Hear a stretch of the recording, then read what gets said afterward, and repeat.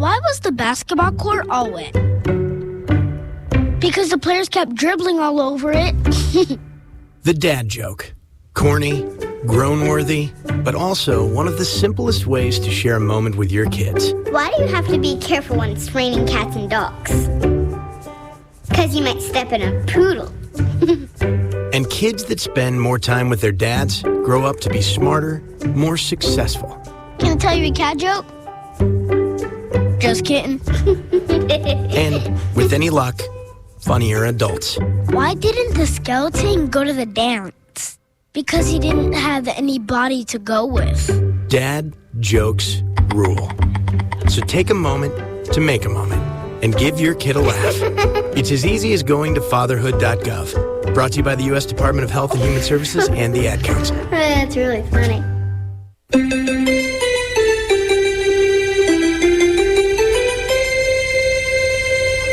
You're listening to 98.3 FM, WRLR LP, Round Lake, Illinois.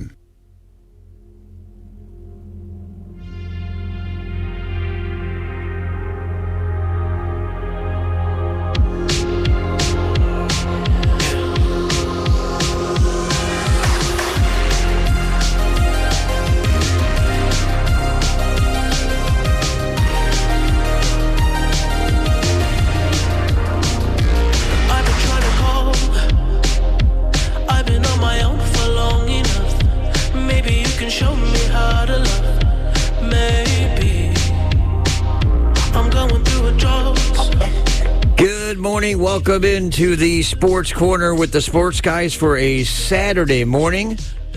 It's one of those dreary, cloudy mornings, but what do you expect? It happens.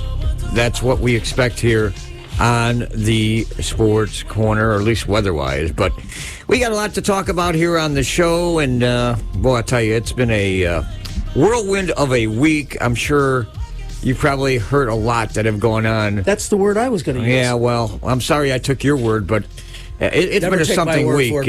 We got everybody around the table here. We got Bruce. We've got Rob. Carson will be with us shortly. So will Don Johnson. I'm Rusty Silber. And good morning. Welcome into the Sports Corner. And I probably need something like a 3 put on the wall here. That's probably the best thing to do. And something for the responders. I'm sure everybody knows by now, Damar Hamlin, what happened with the Buffalo Bills on Monday night. And this is unprecedented, something you don't see. It's something that really shocked the world. I know everyone said, let's get back to football. We all want to see football. But the hardest part about this whole thing was just trying to figure out, understand what was going on.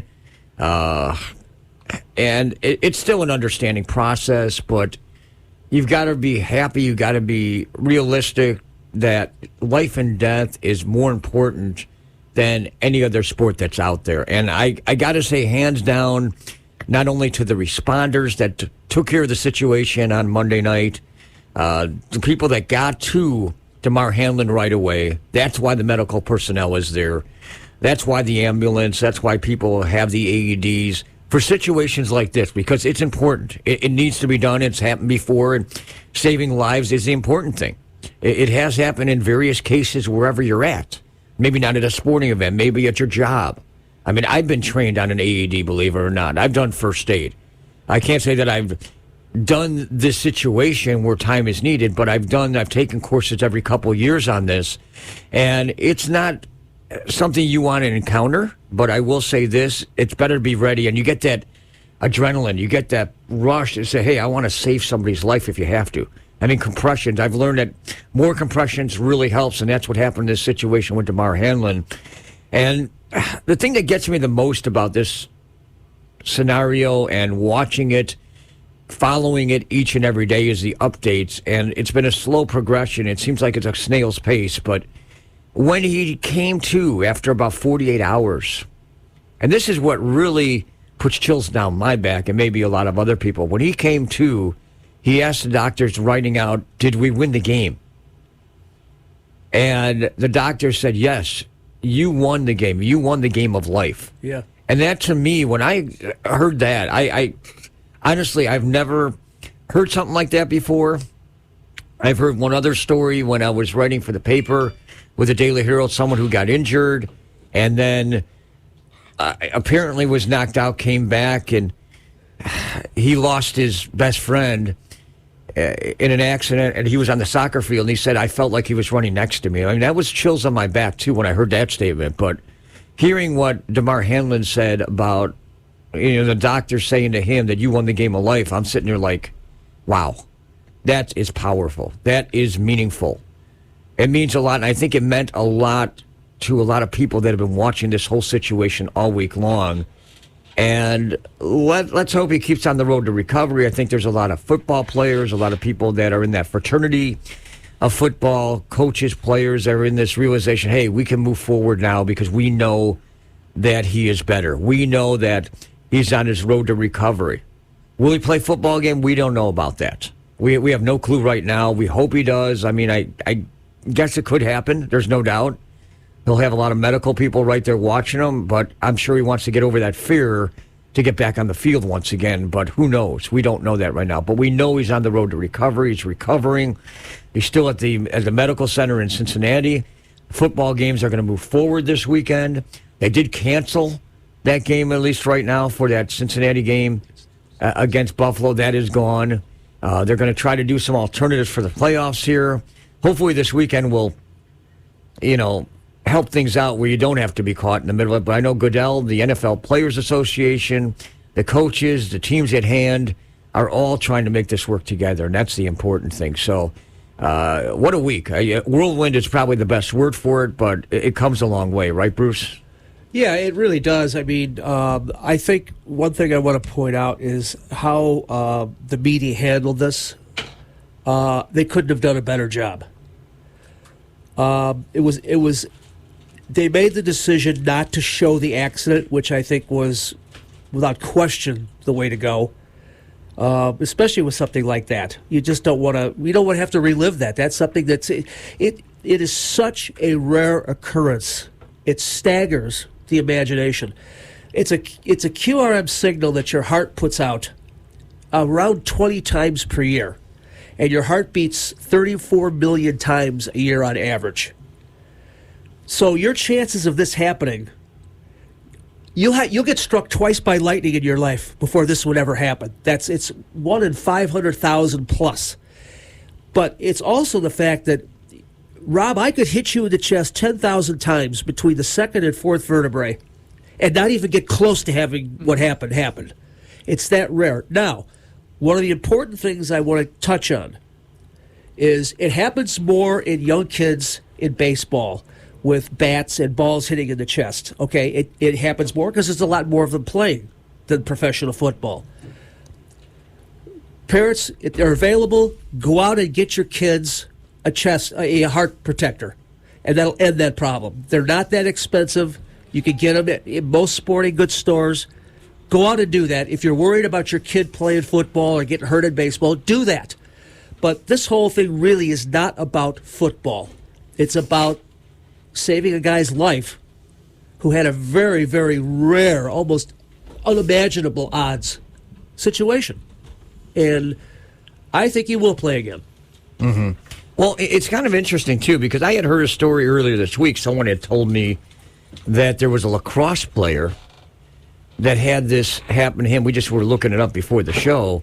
And I guess it's a young man that's probably in his 20s. I don't know if he's in his teens or 20s, but I know, Rob, you looked it up to find some information about this. But my understanding, what somebody told me, is that he actually was able to play lacrosse 3 weeks later. We can't get a full confirmation on that, but we did find information about that, didn't we? If it's the right one, because this happened to like a few lacrosse players, it was Peter Lake, and it happened in Baltimore, I believe, last year. And if that's him, then he was a freshman, so I believe he'd be a sophomore right now. Yeah. So in high school, you said it was? Yeah, I believe so. In high school. So that amazes to me, to hear something like that, because that says something that, wow, so there's some proof telling us that, that Hamlin, sure, every case is different, but there's a possibility he could come back and play football here. Yeah, because, it wasn't some wrong with his heart prior to the injury. It's just Correct. it's a freak thing that happened, and if everything goes right, he could just return back to normal. Yeah, you're right about that. This is not something that was a ongoing ailment for this individual, like somebody who has a heart problem. This was just one of those, like I said, one in 500,000 chance. Yeah, it's almost to like a healthy person. It's almost like a really rare concussion, like a really rare. But I'm saying to the point where it's like there was nothing wrong with you before. Right. That's basically what it comes down to. It's just you got to take time off. We're not a doctor. And neither one of us stayed at Holiday Inn Express, so we can't claim that. So. Wait a minute, I thought you were Dr. Bruce. Come on. I am not Dr. Bruce, but I wanted to make sure we had some statistics. The thing is, though, and a lot of people in this room don't remember this. And I'm glad that the media didn't bring this up while he was in the hospital. But it has been brought up now that he's on the road to recovery.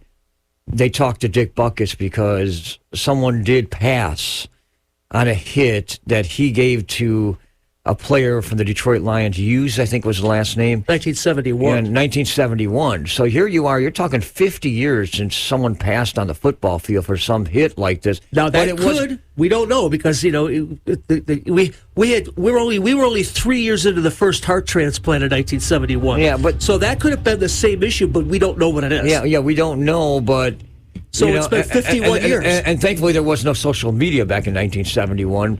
Because, Dick Butkus, he can get a lot of blame for it, but it wasn't him. It was something else within Hughes that caused that problem. It could have been the same thing. But Tavares, we don't know. At that time, you wouldn't know because the research wasn't there. That's true, 50 years ago. So think about all the football in 51 years that's been played, or 52, however you want to call it. That's how rare everything is. I mean, like I said, you'll get hit by lightning twice in your life before that would ever happen to you.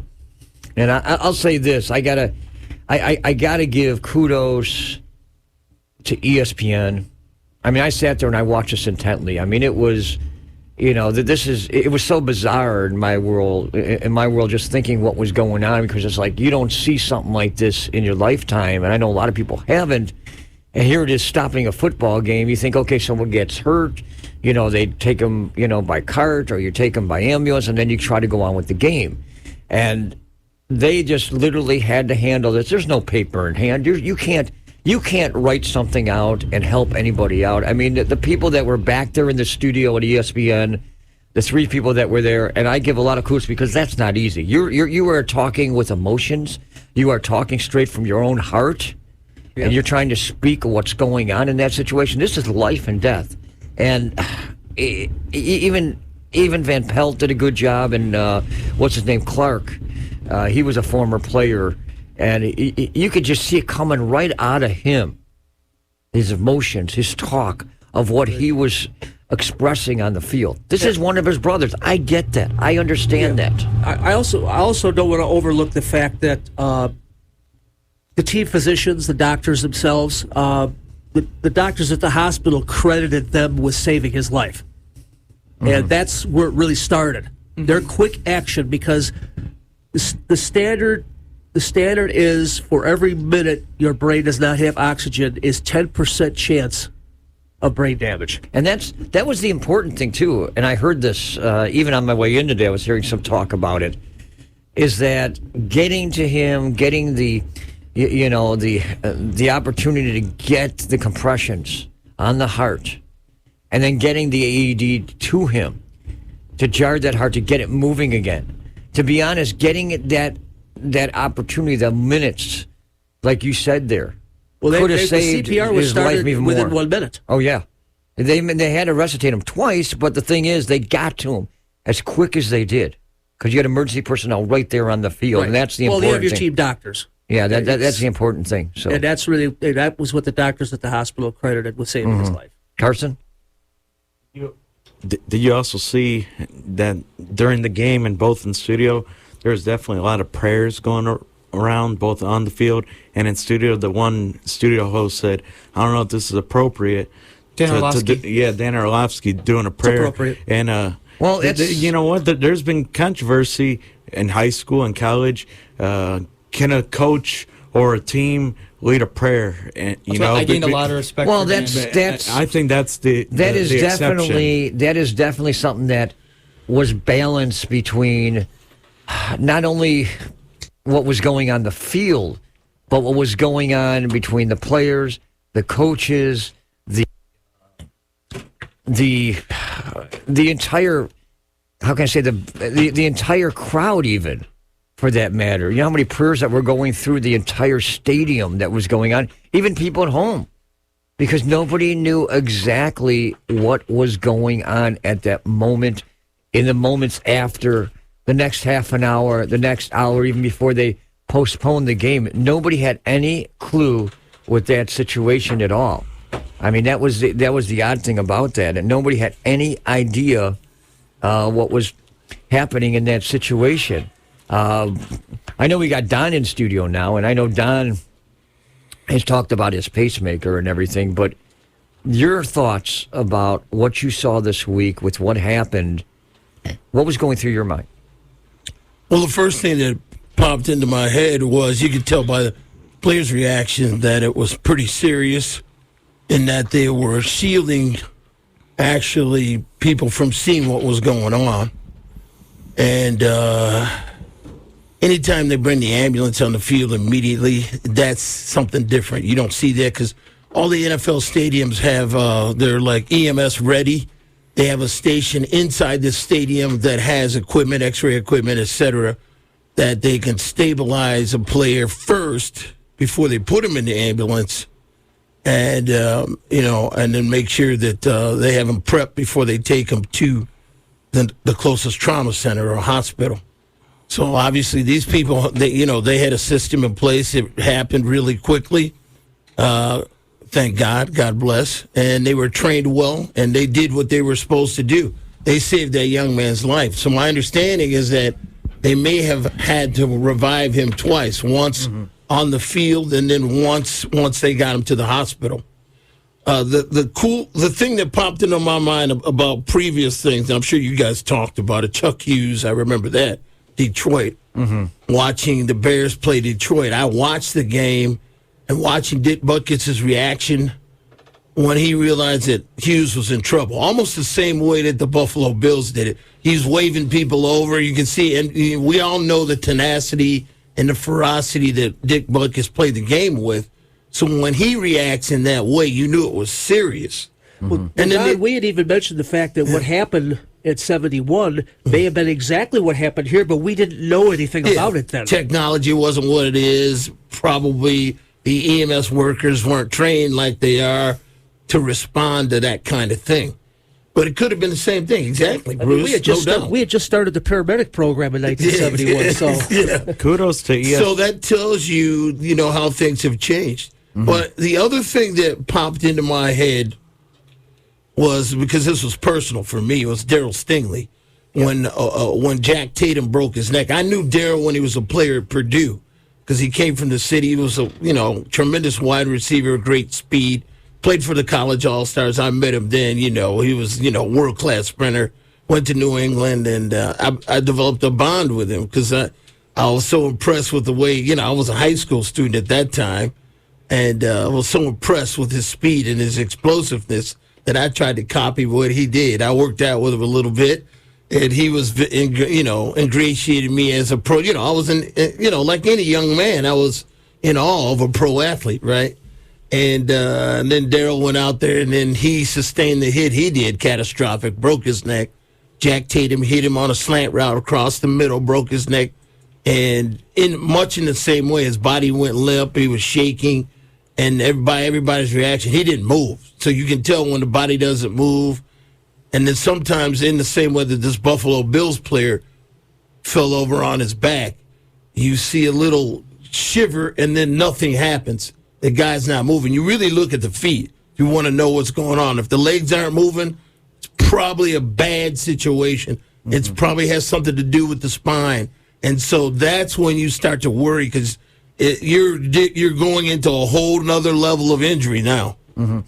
Where we go from here, guys, is what I want to see, okay? How this is handled with the games tomorrow. I know everybody in the National Football League is finding a way to do something with Damar Hamlin, because and there's a lot of importance to this. I think this is the bond that we're going to come together. We'll see a lot of threes out there that'll be helpful. And I got to say this, too. Give credit to, like, what was it? One other thing caught my mind.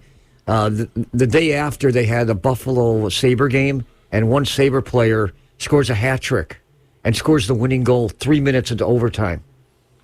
All in tribute. And it wasn't on purpose. It was all in tribute. It's like something came in light here in this situation. And I hope we show something to the responders, too. I know Buffalo's aiming to do this, or Cincinnati's aiming to do this for the people that helped out in this situation.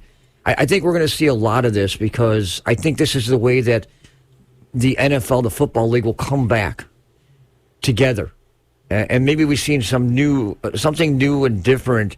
Because I'll be honest, I had a feeling maybe we shouldn't be playing games at all this weekend. Let's give it another week. But maybe the league needs this opportunity to get everything back together and get ready for the playoffs here. Well, he's recovering. That's the difference. Yeah, okay? And that's why the games go on. Exactly. The game would have if he would have gone to the hospital and they say, "Hey, he's awake, he's doing fine," that game would have been finished. You know it would have been, but because they want to play, and Hamlin would want to play. But the specter of him possibly dying, yes, that changes the scenario. Changes the whole dynamics of everything, because now it makes you question the game of football and its safety, which has always been under question the last 4 to 5 years. They're just focusing in on concussions. Let me tell you something. I played running back in college. I didn't even go to the NFL. You had 12 games there. I suffered a lot of concussions. I think back, I told Rusty this. That's why you're such a nutcase, in our conversation. Yeah, it could be. No. But the thing is, I talked to Rusty in our conversations, and one of my early practices, I was playing tailback in Northwestern, and we had a play where the nose guard came off the tackle, where I ran the football, not realizing that I ran through the tackle. Went back, looked at the tape. The guy broke his neck. He never played football again. But what I remember was not that, but the reaction of the coach when the guy went down. I'm not going to say the coach's name. All I'm going to say is that he said to all of us, move over about 15 yards. Don't look at that. Keep playing. Don't look at that. Mm-hmm. So I would say the vast majority of football coaches had that attitude during that era. And it was I would say the biggest thing was there was a sort of insensitivity to that level of injury. Mm-hmm. And because it was something that people didn't like talking about. Just like concussions. How many fingers do you have? You count the number of fingers, put you right back on the field. If they can stand you up, you're going to play. That's the difference between then, when I played, and now.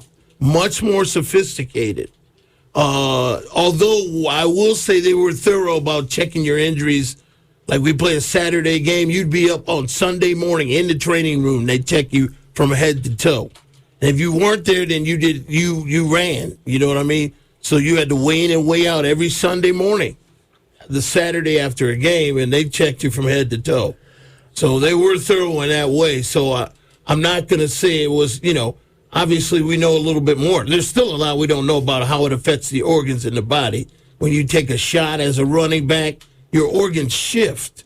Not just your brain, but your heart, your lungs, whatever that is. I can recall watching, the Bears quarterback, Jim McMahon, and we were counting the number of injuries he had going into a game against Dallas. He had lacerated kidney, bad eye, this and that shoulder, you name it. The injuries, he had about 10 injuries that ran the gamut.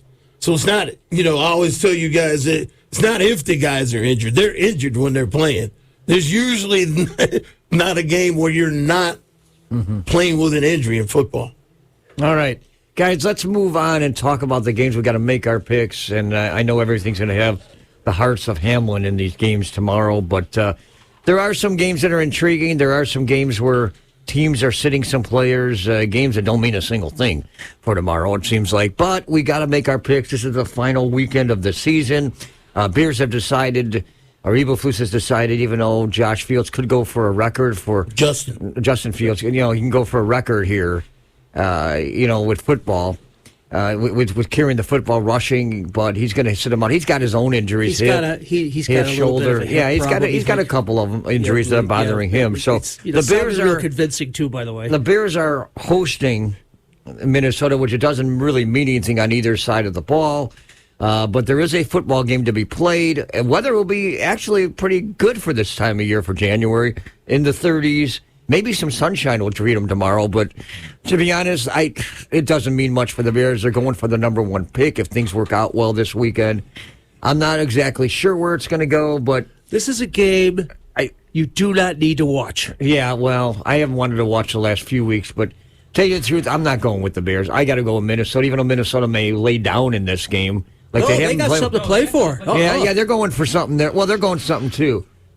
They might be going for something, but they haven't really shown that they've been playing well lately. What are they going for? Well, they're going for the seed within the conference. Exactly. I know. They already locked up the 3 seed. So there's nothing here. Yeah, like I said, there's not much there. That makes sense. I'm going to go Minnesota, even though, who knows, the Bears might win this. You almost need a coin. They better take a coin out of my pocket to do this. Rob? Minnesota. Carson? Vikings. I never picked the Bears. Bruce? Minnesota. You want to go Minnesota?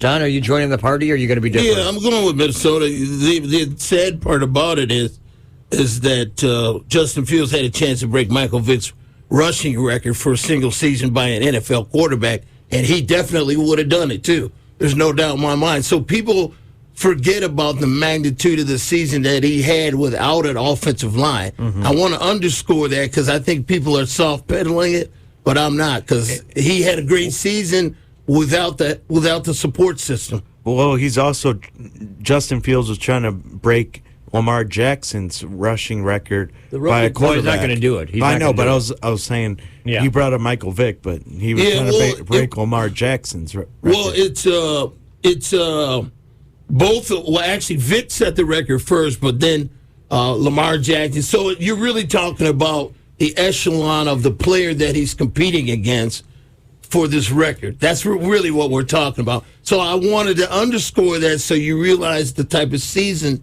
that he had. And I want to say something super quick. I know Rusty's giving me that look this time of the year, but if the Bears get the number 1 pick, I know a lot of people say trade down. I talked to our colleague Fidel Garcia. He suggests with the quarterback class that's coming in, you draft a quarterback and then keep Justin Fields as a wildcat. Kind of like Marcus Mariota was. Bunch of garbage. No, wait a second. Fidel doesn't know what he's talking about. Before we get into that, I don't even know why this is coming up, guys. It's not even that time of year to think about that, because you don't even know what I have something I want to cover next week on this, okay? Wait till the season ends, guys. Let's hold this down. Don't even go there, please. We got picks to deal with. Don't even touch that yet, because you don't even know what pick they're going to get. You don't know what they're going to do. Give it a couple weeks. Give it a couple months before you get close to the draft. The Bears have no clue what they're doing in the first place. So they have ideas. We all think they are. I know Don thinks they know what they're doing. Apparently you know more than the Bears. I'm not going to say they don't know what they're doing, because I like the choices they've made as of recent. I think I see progress with the team. The record is not indicative of the level of play that this football team had this season. They made a lot of strides, including Justin So you don't Fields. like the idea of using Fields as a wildcat and bringing another rookie? No.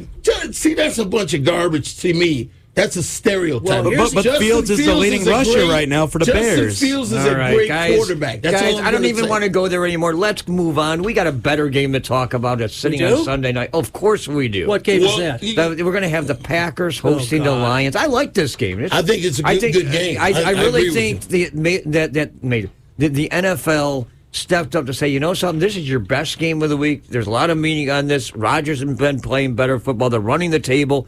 They need a win to get in the playoffs. Detroit, good team, good young team. I said at the start of the year they got a chance to do something. They fooled us in the first bunch of weeks, but they've come on to play good enough to maybe get into the playoffs here. But I can't take much away from Aaron Rodgers, guys. I hate to say it. At home, Lambeau Field, everything riding on his back. If Detroit doesn't get to him, this is all Aaron Rodgers. Bruce? Green Bay. You just said it in 2 words. That's good. I like the way you did that. Rob? I'm going to go with the Packers, too. I'm with you guys. I'm going Packers in this game. Even though you never know what Detroit's going to have to offer, I like some of the players they have out there, but I just don't think they're there yet. Don? I'm going to say it in one word, Packers, because they're playing good football now. And this really has to do with the defense is playing well. Their receiving core, which was young, is starting to mature. They're starting to run their routes, expect Aaron Rodgers to split the seam and throw it in between 2 or 3 people. Before, these young receivers weren't accustomed to receiving the ball that way. Now they are. They're starting to get sharper, and that's the difference to me. All right. Carson, you're left. I'm going to go Detroit on the road. They're also playing good football. Aiden Hutchinson on the defensive end. And let's not forget, if Seattle wins, it's win and you're in for this game. But also, if it's a tie, the Lions get the advantage over the Packers. You're rooting for the tie, and it never happens. I'm going Lions. All right. Now You that got you to be a said little that, different. Rusty, it'll happen. Yeah, we'll see. We got Right. 2 intriguing games. One that's really meaningful. And like I said, I went around the league to find out who's going to actually play for something, who isn't. And I came across this game coming up later on today. It could be a good one. I think it might be Tennessee at Jacksonville. The winner will win the division and get in the playoffs. You got to like the way Jacksonville's been playing. Carson, let you get first choice. Tennessee doesn't know what they're doing at quarterback. Josh Dobbs started last week. Tannehill's questionable. Malik Willis has shown me signs. Derrick Henry hasn't been the same.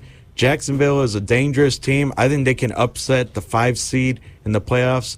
I'm going Duval, Jacksonville, at home. All right. Rob? I'm going Jacksonville because the way he's been playing the end of the season, I think Trevor Lawrence is a top 10 quarterback right now. All right. Yeah, Trevor Lawrence, he's a winner. There's no doubt about that. And you're right about, Carson's right about what are they doing at quarterback. Everything goes around Henry, though, too. If he has a great running game, things evolve around him, and they usually play well. But you got to go with Jacksonville right now. I think they have found something. They found a coach. Lawrence has got this confidence underneath him. I'm going with Jacksonville this week. Don? Yeah, Jacksonville does look good, but I think it's more about the style of play. If Henry is healthy and they can play the way they, and this is why it works, is because we know if you run the football, you control the line of scrimmage. If you control the line of scrimmage, you're probably going to win the game if your defense is playing well. Well, we know the Titans' defense up front is brutal. I mean, they got a good defense up front. But on that flip side of the coin, so the Jaguars, they got a young front that can get after you. And I like the way Trevor Lawrence has been playing, just like you guys do. So it's going to be hard for me to pick against him because I think he's playing at the top of his game right now. All right, Bruce? I'm going to go with the team from Florida. No clue which one that is. Jacksonville, of course. Final game on the list. Go from good games to...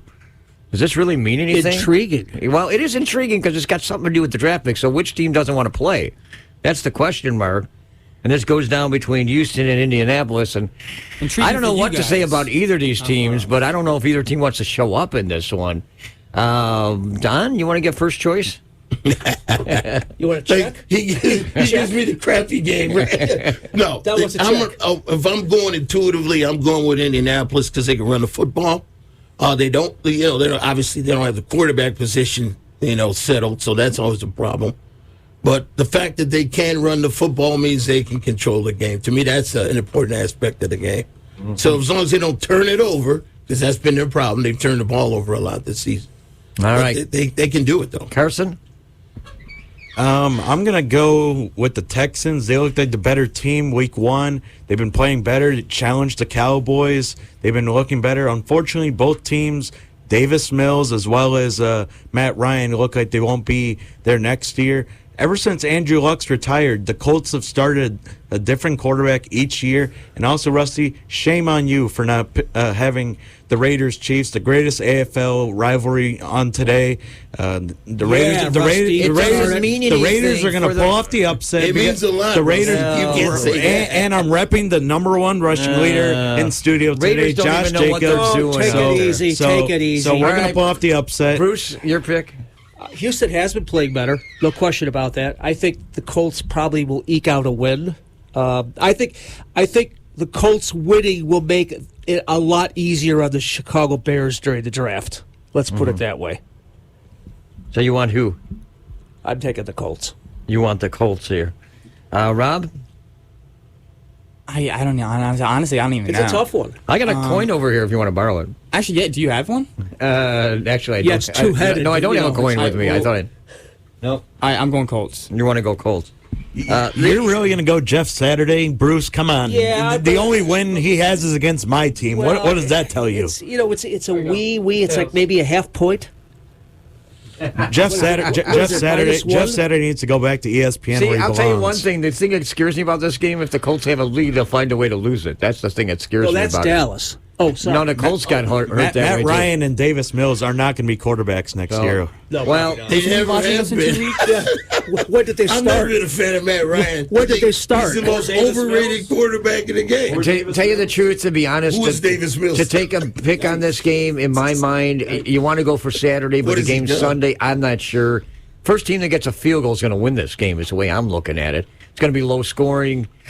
I guess I'm going to go with the Colts. I don't know where else I want to put go. Saturday in. Who even is the Football is quarterback? football. If That's Colts all there is to it. If Colts Davis win and Mills. the Bears lose, then that means they get the Matt number one Ryan. pick. But I don't know if I see that either. Remember, the Colts have. There's definitely a path to Remember, that. each year since Andrew Luck has retired, the Colts have started various quarterbacks. Yep. Scott Tolzien, Phillip Rivers, Carson Wentz last year. So the Colts, they went from one of the most respectable franchises with Peyton Manning to one of the most debauchable franchises. Well, they'll fix that Yeah, next but there year. was a series of things. I don't think you can pin it on one thing. It wasn't about the talent. No, but it is the Andrew Luck domino effect. I don't think so. Had Andrew Luck stayed, he might be playing right now. I now. don't think so. About a year ago, they had a pretty good football team. Right, with Andrew Luck. No, without Andrew Luck. Phillip Rivers. Andrew Luck's been gone for a while. Right, Phillip Rivers led them Last to the year, playoffs. they had the best rusher in the game. Right, Don't forget that. But then they choked down the stretch. They had a Well, good who team. choked? The Colts. No, but who choked? Carson Wentz, when they got their Exactly. tails handed to them by Quarterback Jacksonville position. and the Raiders last The year. quarterback position. So Phillip Rivers led them to the playoffs a couple years back. Let that did. sink. Okay, in I'm your head. throwing a flag here for misconduct.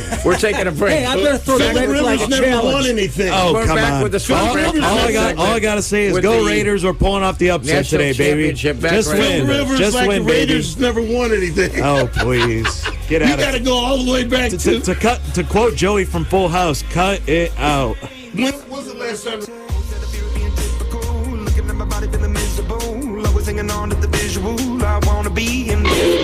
WRLR 98.3 FM. Hi, I'm Danica Patrick. Watching my nieces grow, play, and learn is amazing, but not every child gets to be carefree. 1 in 6 kids in the U.S. are hungry. This breaks my heart, and it's something that Feeding America is working to change. Each year, the Feeding America network of food banks rescues billions of pounds of good food that would have gone to waste and gives it to families in need. To help, visit feedingamerica.org. Brought to you by Feeding America and the Ad Council. Hey everyone, it's Norm. And every Tuesday afternoon, 3 to 5 Central, I'm coming right at you here on WRLR. Let's share some information. Have lots of fun. We'll play plenty of music as we finish the business day in the office or take the drive home. Stream the net, WRLR.FM. 98.3 FM is the voice of Lake County on the radio dial. Join Norm Tuesdays, 3 to 5, right here on WRLR.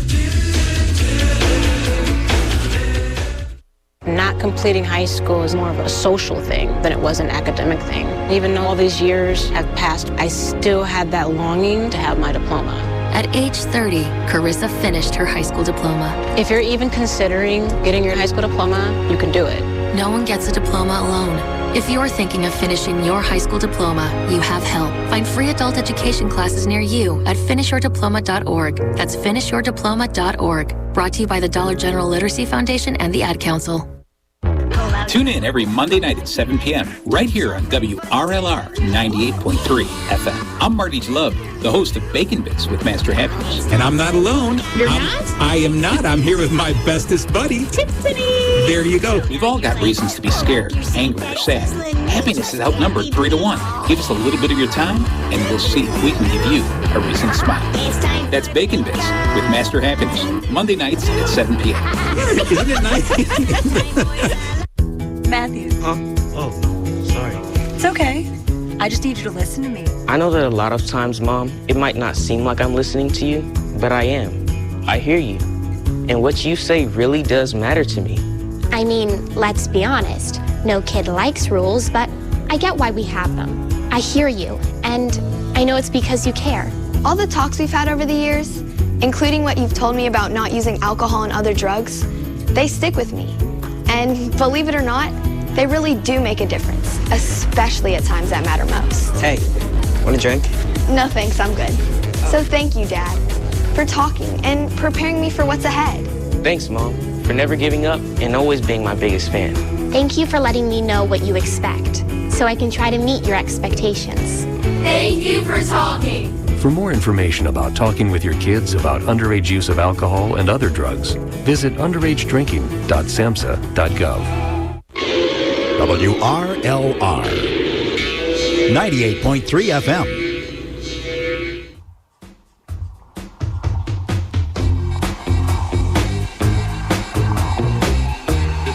Welcome back to the Sports Corner with the Sports Guys for a Saturday morning. 26 degrees outside, and what's typical lately, clouds. And there is some rumor that we might see sunshine today.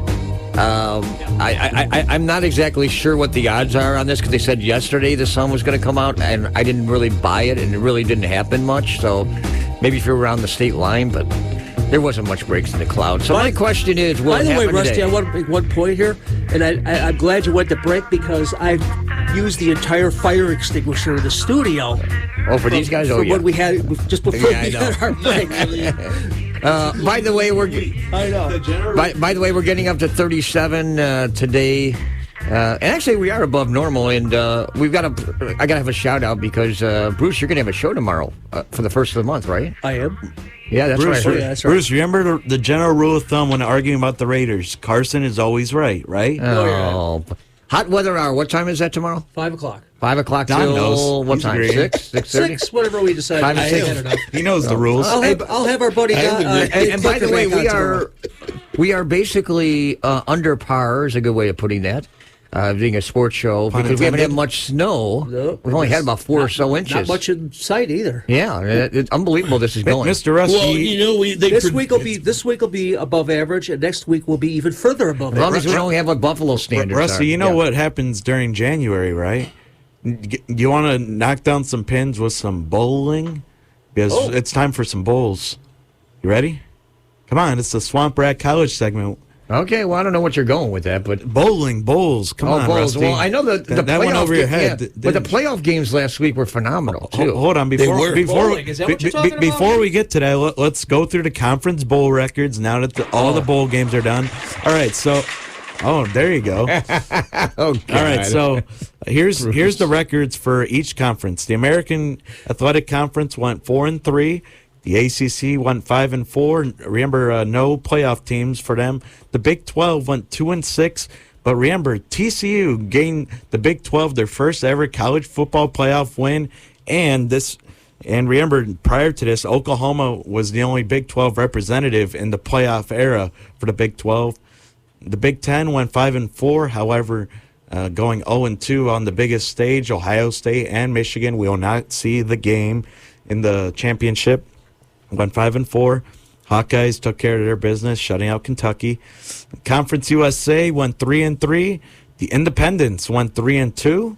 The MAC, some action. They went 4-2. Had the highest winning percentage of all conferences, by the way. Mountain West went 3-4. Pac-12 went 3-4 as well, including Utah. Not looking too great in the Rose Bowl. They still are seeking their first Rose Bowl win.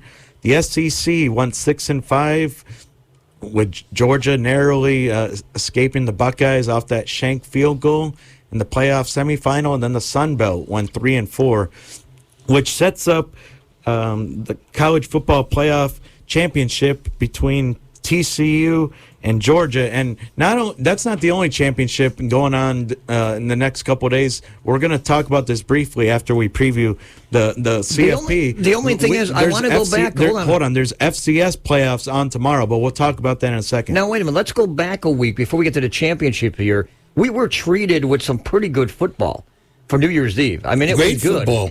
Great football there, good wins.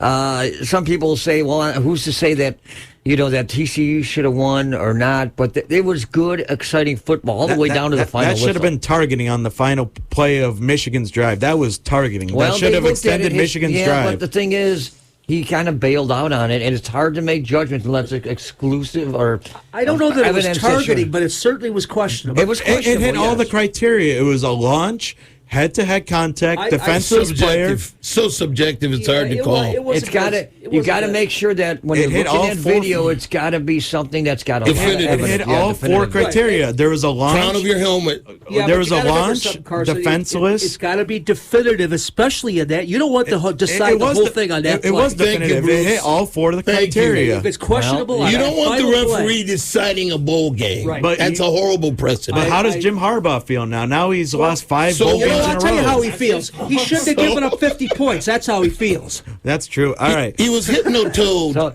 that was a good game. You guys are hip to the hypnotoad. I mean, right? one thing I got to say, a TCU came out to play. They didn't lay down against Michigan. They came out to play in that game. And give credit to Michigan. J.J. McCarthy is an outstanding quarterback. He's coming back. To tell you the truth, he's going to have a great NFL career. I like the way he plays. I'm curious where Max Duggan's going to land in the NFL draft. He's coming out. I was more impressed with Max Duggan, to be honest with you. Yeah. He showed me something that he is a strong athlete that can run and throw.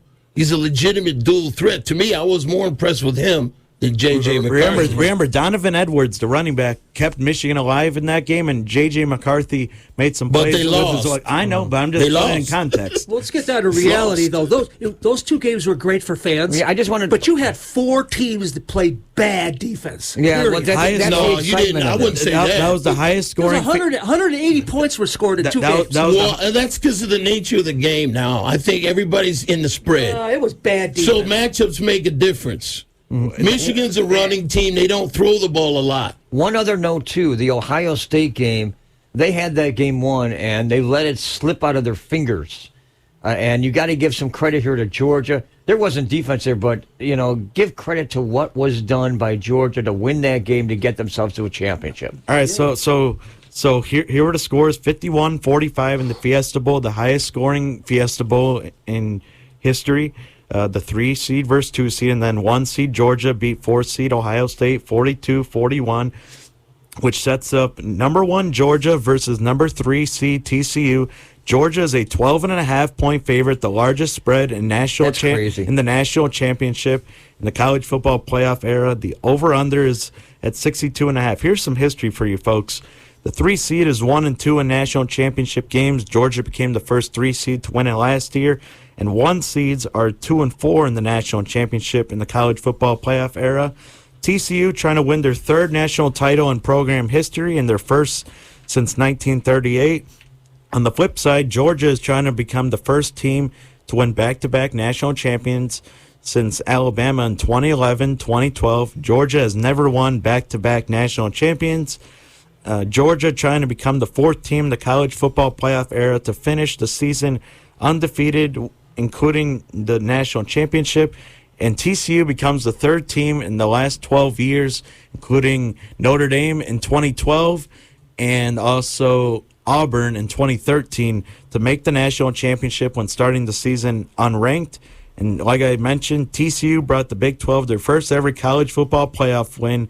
The Big 12 was 0-4 going into this, and they became the first non-Oklahoma team to play in a semifinal. With those statistics that you just gave on the number 3 and number 1 teams, you would want to take TCU in the points here. Oh, 100%. And you know what? Ohio State looked like the better team overall in the Georgia game, and TCU had those defensive plays as well as Max Duggan. Call me crazy, but I'm going to pick the Horned Frogs. I always looked at them as a non-Power 5 little guy before joining the Big 12. This is David versus Goliath, in my opinion. And I'm going to go David and the TCU Horned Frogs. No pun intended for the Texas Christian School playing in this game. Rusty, we got another championship on the line in FCS. Well, Kenny Davis, let's go back to what you were talking about with the Horned Frogs. Kenny Davis, better known as the Texas Twister, played for them back in the 80s. He was a running back, played for the Buffalo Bills and their successful teams, and that is the last time that really TCU had their name stamped on something. They had a tremendous running Well, game. remember, they also Kenny Davis. Remember, they also made it to the Rose Bowl in 2010 when they went undefeated and beat Wisconsin. The year before, finished the regular season undefeated and played Kellen Moore and Boise State in the Fiesta Bowl, too. Hold on, let's get our picks here. Don't jump on yet. I'm gonna give you a Horned Frog here if you keep jumping on this. Don, where are you going to go for the big game here on Monday? Which game are we talking about? TCU, Georgia. Georgia and TCU. I'm going with Georgia. You're going Georgia. Yeah. Bruce? We're not doing points, right? No, just straight. Oh, well, I have to take Georgia then. You want to take Georgia? Yeah. Okay. TCU for sure is Rob? covering that spread. Yes. No, we're going straight. It's tough enough to pick it straight, let alone to take the points. You want TCU to win the whole thing? Absolutely. I'm gonna go TCU. I don't. Georgia got, in my opinion, got lucky to win it last year with Jamison Williams' injury. I think they got lucky this year with Marvin Harrison's injury. I'm gonna go TCU. So they got lucky 2 years ago. Remember, I'm picking TCU, and I've doubted TCU all year. I've doubted TCU all year. Wait, Rusty, we got another championship to talk about. Maybe. You're always wrong anyway. And I'm not always wrong in this. And you got to believe the best team all year has been coming out of the SEC in Georgia. It has been. And the defense will come to play in this game. However, the tough part about this is TCU has come from behind so many times. And I got a feeling it's going to run out on them on this one. They're going to lose this game, and it's going to happen in the second half. Ohio State was the better team last week. Had they not shanked the field goal, they would be playing for the title. No, they were up the whole game. They had the better quarterback. Ohio State followed their MO. Their defense hadn't stopped anybody all year. That's why they had the losses they did. Okay. No, you know what? All right, I'm going with Georgia. I'm going to say Georgia wins this game 31-20. By the way, shout out to my Bible study leader, Trey, who's a diehard Bulldogs fan. Trey, go Dogs, but sorry, the Horned Frogs are going to beat the Dogs. Let's shift over to FCS playoffs. The North Dakota State Bison, 12-2, 7-1 in conference, taking on South Dakota State Jackrabbits, 13-1, 8-0. This game will be held in Frisco, Texas on Sunday at 1 p.m. on ABC, so a national audience can tune in. South Dakota State is favored by 5.5 points. The over-under at 47.5. Here's some context, gentlemen. North Dakota State has won 9 of the last 11 FCS champions, trying to win their 10th FCS football playoff championship. The South Dakota State Jackrabbits are making their second FCS championship appearance. In 2020, they lost to Sam Houston State 23-21. The Jackrabbits have never won an FCS playoff championship. And remember, there's another trophy on the line, too. The rematch of the Dakota Marker Trophy. The rivalry trophy between these two schools will also be on the line in addition to the championship. South Dakota State is 0-3 all-time versus North Dakota State in FCS playoff matchups. The last time the Jackrabbits met the Bison in the playoffs was 2018-2019 in the semifinals when North Dakota State won 44-21. South Dakota State's only loss was to my alma mater, the Iowa Hawkeyes, 7-3 in the season opener. North Dakota State's only losses were to Arizona, Rob's favorite, 31-28 in Arizona, as well as at home to South Dakota State, 23-21. Here's the matchups I'll be looking for in this game. South Dakota State's rush defense is allowing 83 rushing yards per game. North Dakota State relies heavily on their run game, 273.3 rushing yards per game, third in FCS. When South Dakota State won in Fargo this year against North Dakota State for the Dakota Marker Trophy in October, the Jackrabbits running backs Isaiah Davis and Amar Johnson combined for 26 rushing attempts, 203 yards, and 2 touchdowns. North Dakota State's rushing defense has allowed 148 rushing yards per game, the most since 2010. The Bison have struggled at stopping the run versus Incarnate Ward when they allowed 158 rushing yards to Marcus Cooper and Gerald Wiley, the running backs, as well as 89 rushing yards from Lindsey Scott Jr., the quarterback. You know what? I saw this, that in Chinese culture, that this year is the year for rabbits, and I usually get good fortune cookies, and I think the South Dakota State's going to have even better fortunes. I'm going Jackrabbits to sweep their rival, the Bison, and win their first ever FCS football playoff championship. Gentlemen, who are you picking? I'm sticking with North Dakota State. I remember I was the only one in the room, by the way, to pick South Dakota State when we picked this game earlier. North Dakota State. That's where I'm going. Well, I'm going to say keep your eyes open for Deshaun Gales, a North Chicago football player playing for the Jackrabbits. He's playing cornerback, number 5, so keep your eyes open for local talent. This is a tough one to pick. You got 2 good football teams here, and the interesting thing that I find the last couple of years, they've been recruiting heavily out of the Chicago area. Both these teams have been doing that. But, I'm probably going to go with North Dakota. I'm going to go with North Dakota as well. All right. Sounds good. We got a few minutes to talk about basketball. Who are you picking, Rusty? I said North Dakota State, hands down. Yep. That's because they have too much tradition that's running around. Rusty, we got some hoops to talk about. Yeah, we do. And one thing I'm going to say, this is the beginning of January. If you go back and take a look at how many upsets there have been in college basketball, there has been numerous. Every night, I'm seeing upset of these top-ranked teams in the top 5. Well, remember, Rusty, what I told you. Who knows what it's going to be by Remember March. what I told you about the rankings. They're sort of still in preseason mode. These rankings don't mean much because most of these teams haven't played conference games yet. That's true. Let the dust settle starting now, and let's talk some Illinois men's basketball records. The other tough thing about college basketball is people are on the road. They have to study while they're on the road. And it makes it difficult, especially in the early part of the season, for college basketball and you're to also get continuity. My roommate was a basketball player, and it's really difficult because they'll go on the road 3 or 4 games, and they have to come back home. So you don't have the continuity necessarily that you would have in football because you're focused on one game. But for them, they might have 3 games in 1 week. Right, and early on in the season, you're trying to find the right matchups and lineups because you lost players from the previous season, like Illinois is dealing with. Team chemistry. So that's the whole. My whole purpose of saying that college basketball is really not good until the end of February. Somebody just pulled away from the team indefinitely because of that. Because of study and everything else. And also Sky Clark just walked away from the team. Patrick McCaffrey, the son of Iowa's coach Fran McCaffrey, left the team for mental health - anxiety reasons. So I give kudos that teams are respecting mental health just as much as they are physical health. That's good. Yeah, and speaking of things that happened this week, how about Northwestern stepping up to beat the Illini? Right. Wow. That was a huge win. The crowd was split. Northwestern, believe it or not, they were 32 of 40 from the free throw line. So, like I told you last night, keys to winning games, score points when that clock ain't ticking, and that's what Northwestern did. And so they played a great game. Illini struggling. I saw them. I seen Illinois struggle to Penn State. This is not the same Illinois squad. So here's Illinois has some off the court issues that the coach does not want to talk about. So that's what you're seeing right now. That's upsetting the way they're playing on the court. Here's our records, and then we'll talk some games that are going on, and then we'll talk ladies hoops briefly. So overall, our record is 95-89, over 500. But however, conference record 16-25. Here's a note, guys. Northwestern, they're playing at number 15 Indiana on Sunday at 11. Indiana's coming off a loss at Iowa where they blew a 15-point lead.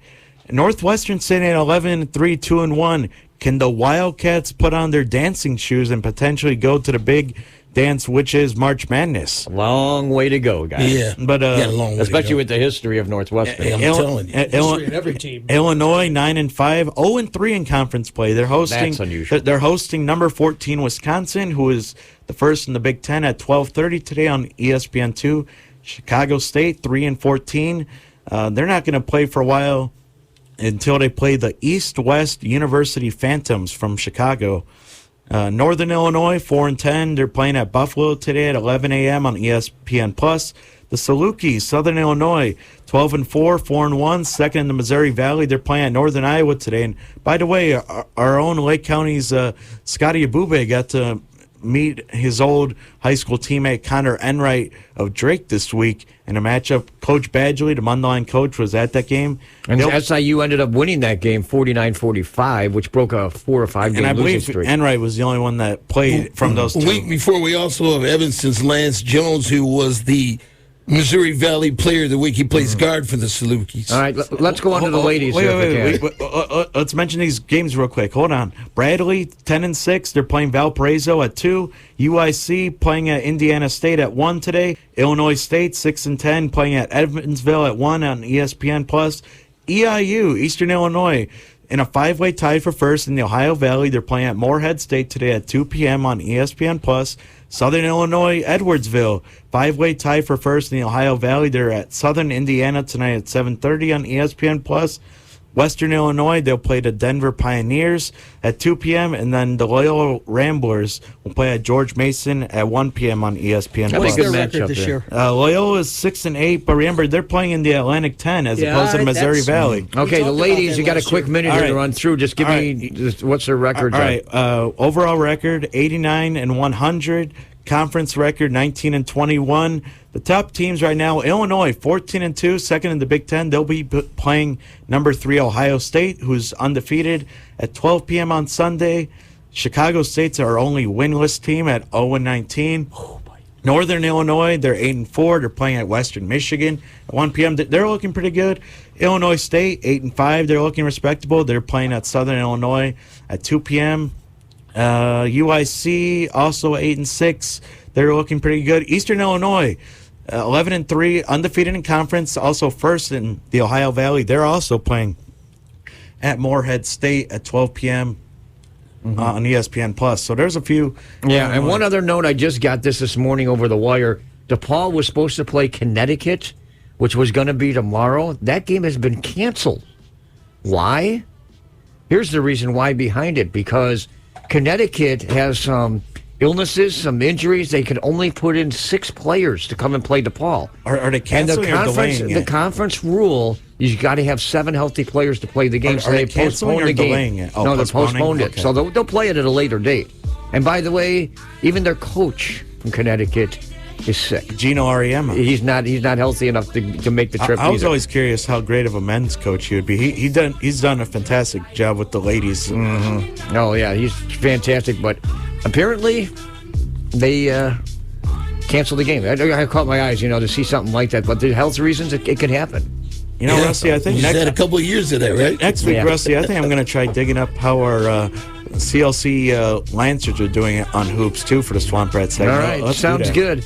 All right, we need to take a break. We'll come back. Speaking of local, we're going to talk high school sports game we had here on WRLR last night. We'll hear from some coaches, including a coach from Grays Lake Central who's got a team playing some really good basketball, and they won the Jacobs tournament. We'll talk to Brian Santella right after this here on WRLR. WRLR 98.3 FM. Hi, I'm Danica Patrick. Watching my nieces grow, play, and learn is amazing, but not every child gets to be carefree. 1 in 6 kids in the U.S. are hungry. This breaks my heart, and it's something that Feeding America is working to change. Each year, the Feeding America network of food banks rescues billions of pounds of good food that would have gone to waste and gives it to families in need. To help, visit feedingamerica.org. Brought to you by Feeding America and the Ad Council. Hey everyone, it's Norm. And every Tuesday afternoon, 3 to 5 Central, I'm coming right at you here on WRLR. Let's share some information. Have lots of fun. We'll play plenty of music as we finish the business day in the office or take the drive home. Stream the net, WRLR.FM. 98.3 FM is the voice of Lake County on the radio dial. Join Norm Tuesdays, 3 to 5, right here on WRLR. Not completing high school is more of a social thing than it was an academic thing. Even though all these years have passed, I still had that longing to have my diploma. At age 30, Carissa finished her high school diploma. If you're even considering getting your high school diploma, you can do it. No one gets a diploma alone. If you're thinking of finishing your high school diploma, you have help. Find free adult education classes near you at finishyourdiploma.org. That's finishyourdiploma.org. Brought to you by the Dollar General Literacy Foundation and the Ad Council.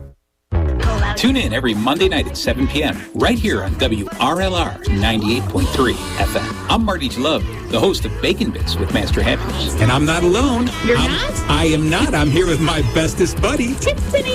There you go. We've all got reasons to be scared, angry, or sad. Happiness is outnumbered 3-1. Give us a little bit of your time, and we'll see if we can give you a reason to smile. That's Bacon Bits with Master Happiness, Monday nights at 7 p.m. Isn't it nice? Matthew. Oh, sorry. It's okay. I just need you to listen to me. I know that a lot of times, Mom, it might not seem like I'm listening to you, but I am. I hear you. And what you say really does matter to me. I mean, let's be honest. No kid likes rules, but I get why we have them. I hear you, and I know it's because you care. All the talks we've had over the years, including what you've told me about not using alcohol and other drugs, they stick with me. And believe it or not, they really do make a difference, especially at times that matter most. Hey, want a drink? No thanks, I'm good. So thank you, Dad, for talking and preparing me for what's ahead. Thanks, Mom, for never giving up and always being my biggest fan. Thank you for letting me know what you expect, so I can try to meet your expectations. Thank you for talking. For more information about talking with your kids about underage use of alcohol and other drugs, visit underagedrinking.samhsa.gov. WRLR 98.3 FM.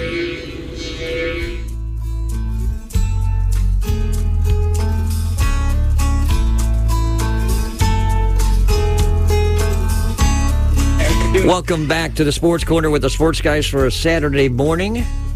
Boy, oh boy, oh boy, it's 27 degrees outside, going up to about 38 today. I'm going to push it a little bit, see if we can get there. However, will we see sunshine? That remains to be seen.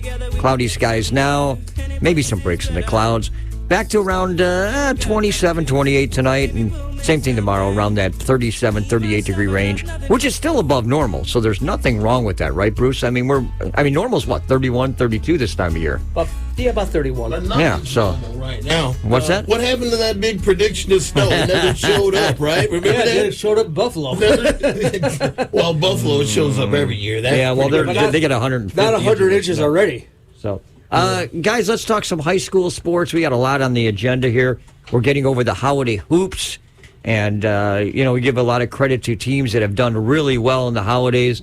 Teams like Grace Lake Central, Libertyville on the boys' side, they're the ones that won titles. Grace Lake Central at Jacobs. Libertyville ended up winning the tournament at the Harwood Classic. And we had some teams like Waukegan won 3 out of 4. Got some other teams that took 2 out of 4, 1 out of 4. So you look at Lake County records, it's a little bit lighter than where it should be, but you got a good battle up on top between Libertyville and Grays Lake Central. They're both 1 and 2, and then you got Stevenson in the 3rd spot, but Libertyville and Stevenson still leading the way in the North Suburban Conference. But in the Northern Lake County Conference, Grays Lake Central is in a battle with Lakes at the moment. You got some parity going on there, and it's kind of nice what's going on with these teams. I mean, it's a good balance what's going on. But the question is Grays Lake Central as good as what they did during the holiday tournament, because they beat a Barrington team in 4 overtimes? I give credit there. That's pretty good, because Barrington came on at the end of last year, as we know, and they went to state and finished 4th in state. So they were really clearly the team out of Lake County that did something last year. The question is, what are we going to see this year? We know Lake County's down on the boys' side. We said the girls' side's a little bit stronger. What will happen this year? I caught up with Brian Santella yesterday, and this is what he had to say about his team and the way they played at Jacobs. Now with the head coach from Grays Lake Central, Brian Santella. And Brian, boy, did you have a nice holiday break. Only won a tournament. You're sitting at 14-1. Are you pretty happy with the way the year is starting for you? Absolutely. You know, the Jacobs tournament, it's such a fun, well-run tournament. So to be able to go there against some really good competition and put 4 good wins together and win that thing, that was a lot of fun. I was really proud of the guys and the effort. And then, just the other day, we had a nice win after the new year versus Marion Central Catholic. So we're in a really good spot. I'm proud of how we're playing, and we got to keep getting better. Well, let's go back to that Barrington game, because I think you woke up some eyes all across Lake County, maybe in the state of Illinois. But what really worked out for you in that game, not only to take the game to overtime, but to beat Barrington in 4 overtimes? Yeah, and that was a wild game. Barrington is so well coached. They had a tremendous year last year, and it's a lot of new faces for them, for players, but it's a really talented group. So I think kind of how that game played out, us having a really good first half was big. I think it was big for confidence for us, and just kind of set the tone. But Barrington being Barrington, they battled all the way back. We had a chance to win it at the end of regulation. With a pretty good look, and then an offensive rebound putback that just didn't fall, and then from there it was just a gut check for 4 overtimes.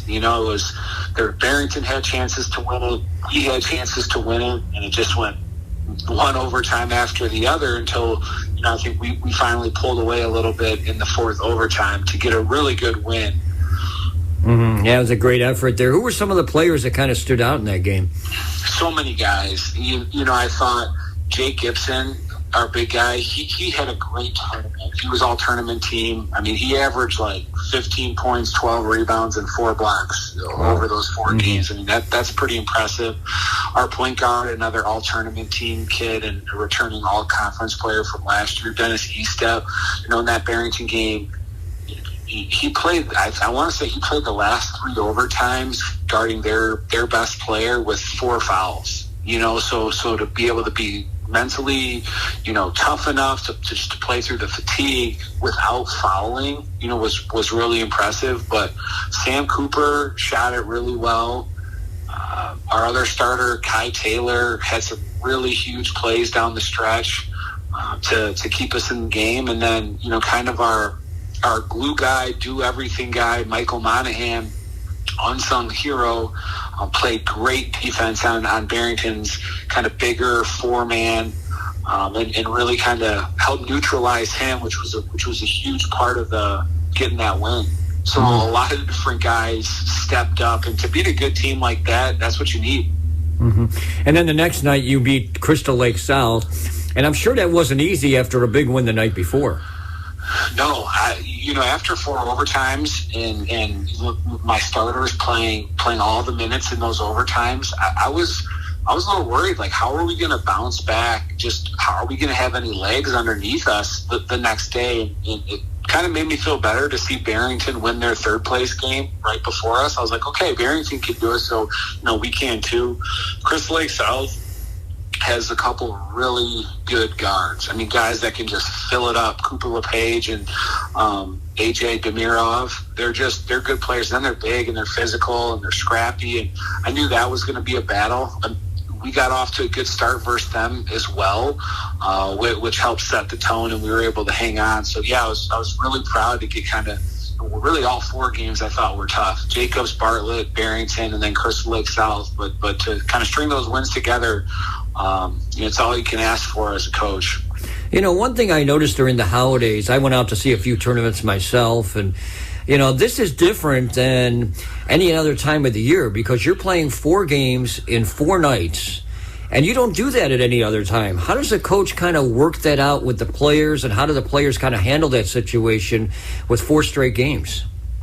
Yeah, I think for us, having some solid depth, it was really important.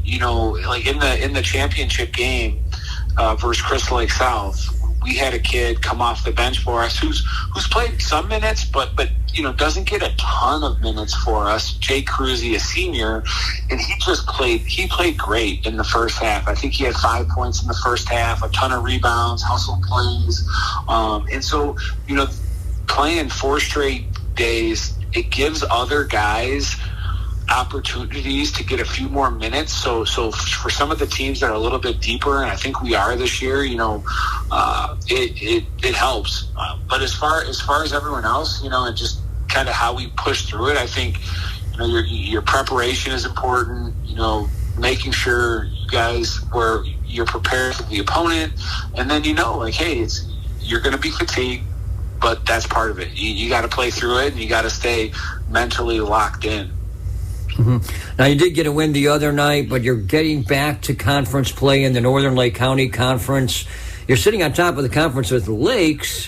Where do you kind of look at the conference now, and what's your sights set in the next couple of weeks? We have some, big games coming up in conference. We have Round Lake tomorrow. We have Lakes on Wednesday. We have a little break because we're in an MLK tournament, and then we'll finish with North Chicago and Wakanda to complete our first round, our first time through the conference. There's a lot of good teams in the NLCC this year. Round Lake is struggling a little bit. But, you said we're at the top with Lakes. Lakes is undefeated in conference. They're on their own winning streak with, I think, 7-8 in a row, something like that. They're playing really good basketball. Brock Marino, their big guy, is certainly one of the best players in the conference. But there's a lot of good players, a lot of good coaches, a lot of tough teams in the NLCC. Mm-hmm. How do you look at the games coming up? Because you look at, all these teams. Is it one game at a time? Is that the best way to do it? One game at a time. Yeah, absolutely. Our focus is on, today my focus was on having a good practice, and then tomorrow our focus will be on Round Lake. We'll take Sunday off. We'll come back, and our focus will be on having a good practice and preparing for Lakes on Wednesday. Absolutely, just keep taking it one game at a time. Respect the game, respect your opponent, and just keep trying to get better. Mm-hmm. Well, Coach, I'll say this. You've had a great season so far. Still a long way to go. It's only early January. You got the conference slate, then you can look towards the postseason, but keep it up because it's impressive right now. Thank you. Yeah. Like I said, I'm really proud of the team. We're playing good basketball, but I told them after the Crystal Lake South win at Jacobs, I said, we're still not playing our best basketball yet. We're certainly playing well, but we're not playing our best basketball. So we got to keep working. We got to keep getting better, and that's the approach that we're going to continue to take. Like you said, we have a long season still left in front of us. All right, Coach. Thanks for coming on. We appreciate it. All right, there you go. Great interview with Mr. Centella, Coach Centella over there at Grays Lake Central. Don, I can say this, Grays Lake Central is showing me something. It's just like Libertyville. What they showed in the holiday tournament last weekend, Libertyville showed that they can beat somebody big. They beat Neuqua Valley. Then they also beat Glenbrook North in that final game. So that tells you something right there. But the way that Libertyville is doing it is with defense. And Will Burkert ended up winning the tournament MVP. I think he was kind of surprised by that.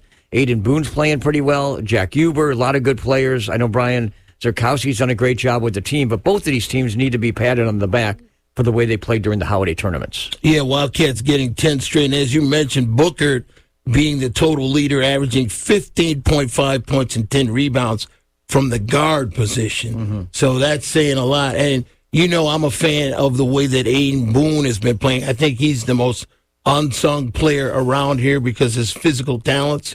He's a big, powerful kid that's got soft hands and that can shoot the ball in the low block. So he's going to be a handful for anybody that's trying to defend him.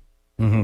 So that's kind of the important thing when you're talking about that, about defensive, because when you hold teams down, like they did at Neuqua Valley, they held down their best player at Neuqua Valley. He had 9 points, and then in the first quarter, and then he had 4 more points the rest of the game in that game.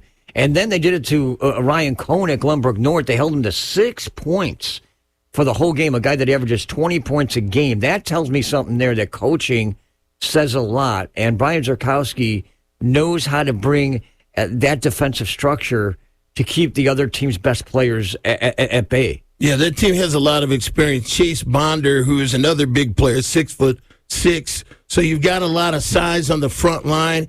And at the guard position, guys like Booker have a lot of experience. They've been there for a couple of years. They've been handling the ball. So there's a comfort zone there. And Brian Zerkowski, as you mentioned, each year he's been doing a better job with the Wildcats. All right. Game we did last night here on WRLR. We were at Vernon Hills. Not a bad game, but I think Vernon Hills might have been outclassed to Niles North's talent on the court. I mean, here's a team, Niles North, a lot of talent out there, but they play a lot of individual play. Don, you've seen this before where teams, you have the individual talent, but can you mold them to play team basketball?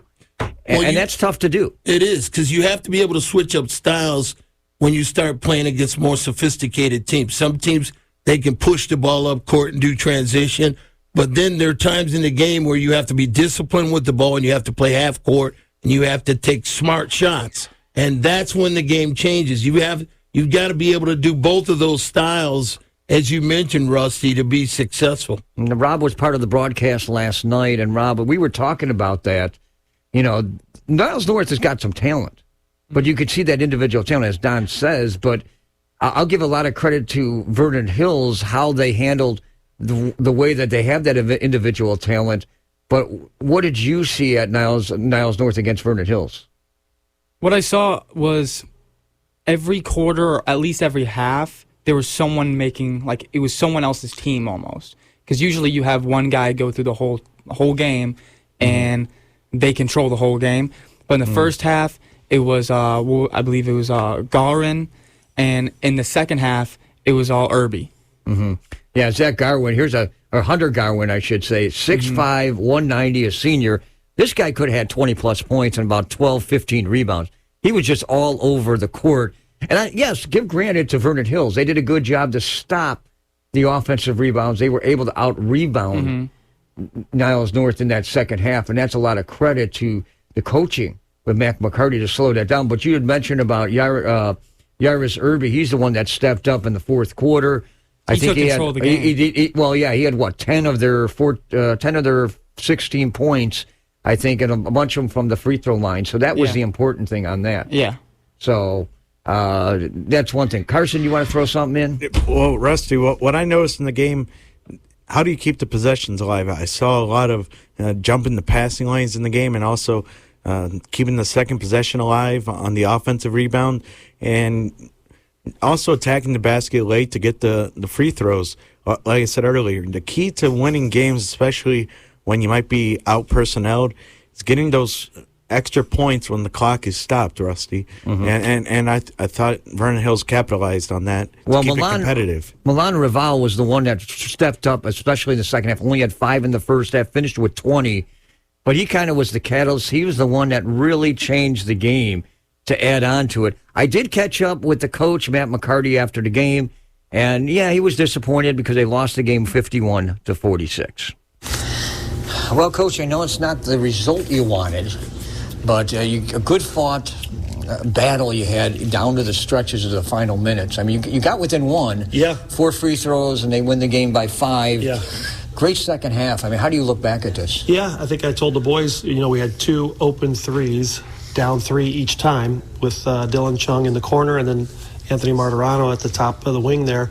And I said, like, if I would have told you before the game with 40 seconds to go, we got a couple open threes to tie the game, would you guys like that position? They all nodded their head yes. So, in the first half, 21 was just killing us on the glass. So we dug ourselves a little bit of a hole,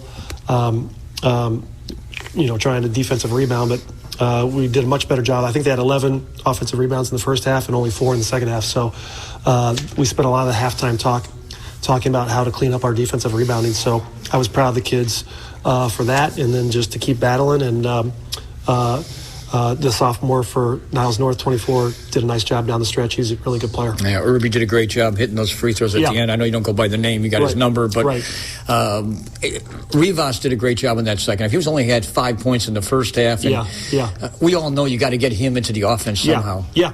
And he was attacking a little bit more in the second half, and he went 7 for 8 from the free throw line. So, he was attacking, getting a foul a little bit, and he got 1 3 to go there in the second half, which really helped. But I like the way that we played, and we have kind of a quick turnaround with Buffalo Grove coming in on Monday. So I just told the boys, like we just have to maintain what we did in the second half. It was a lot of good stuff for us.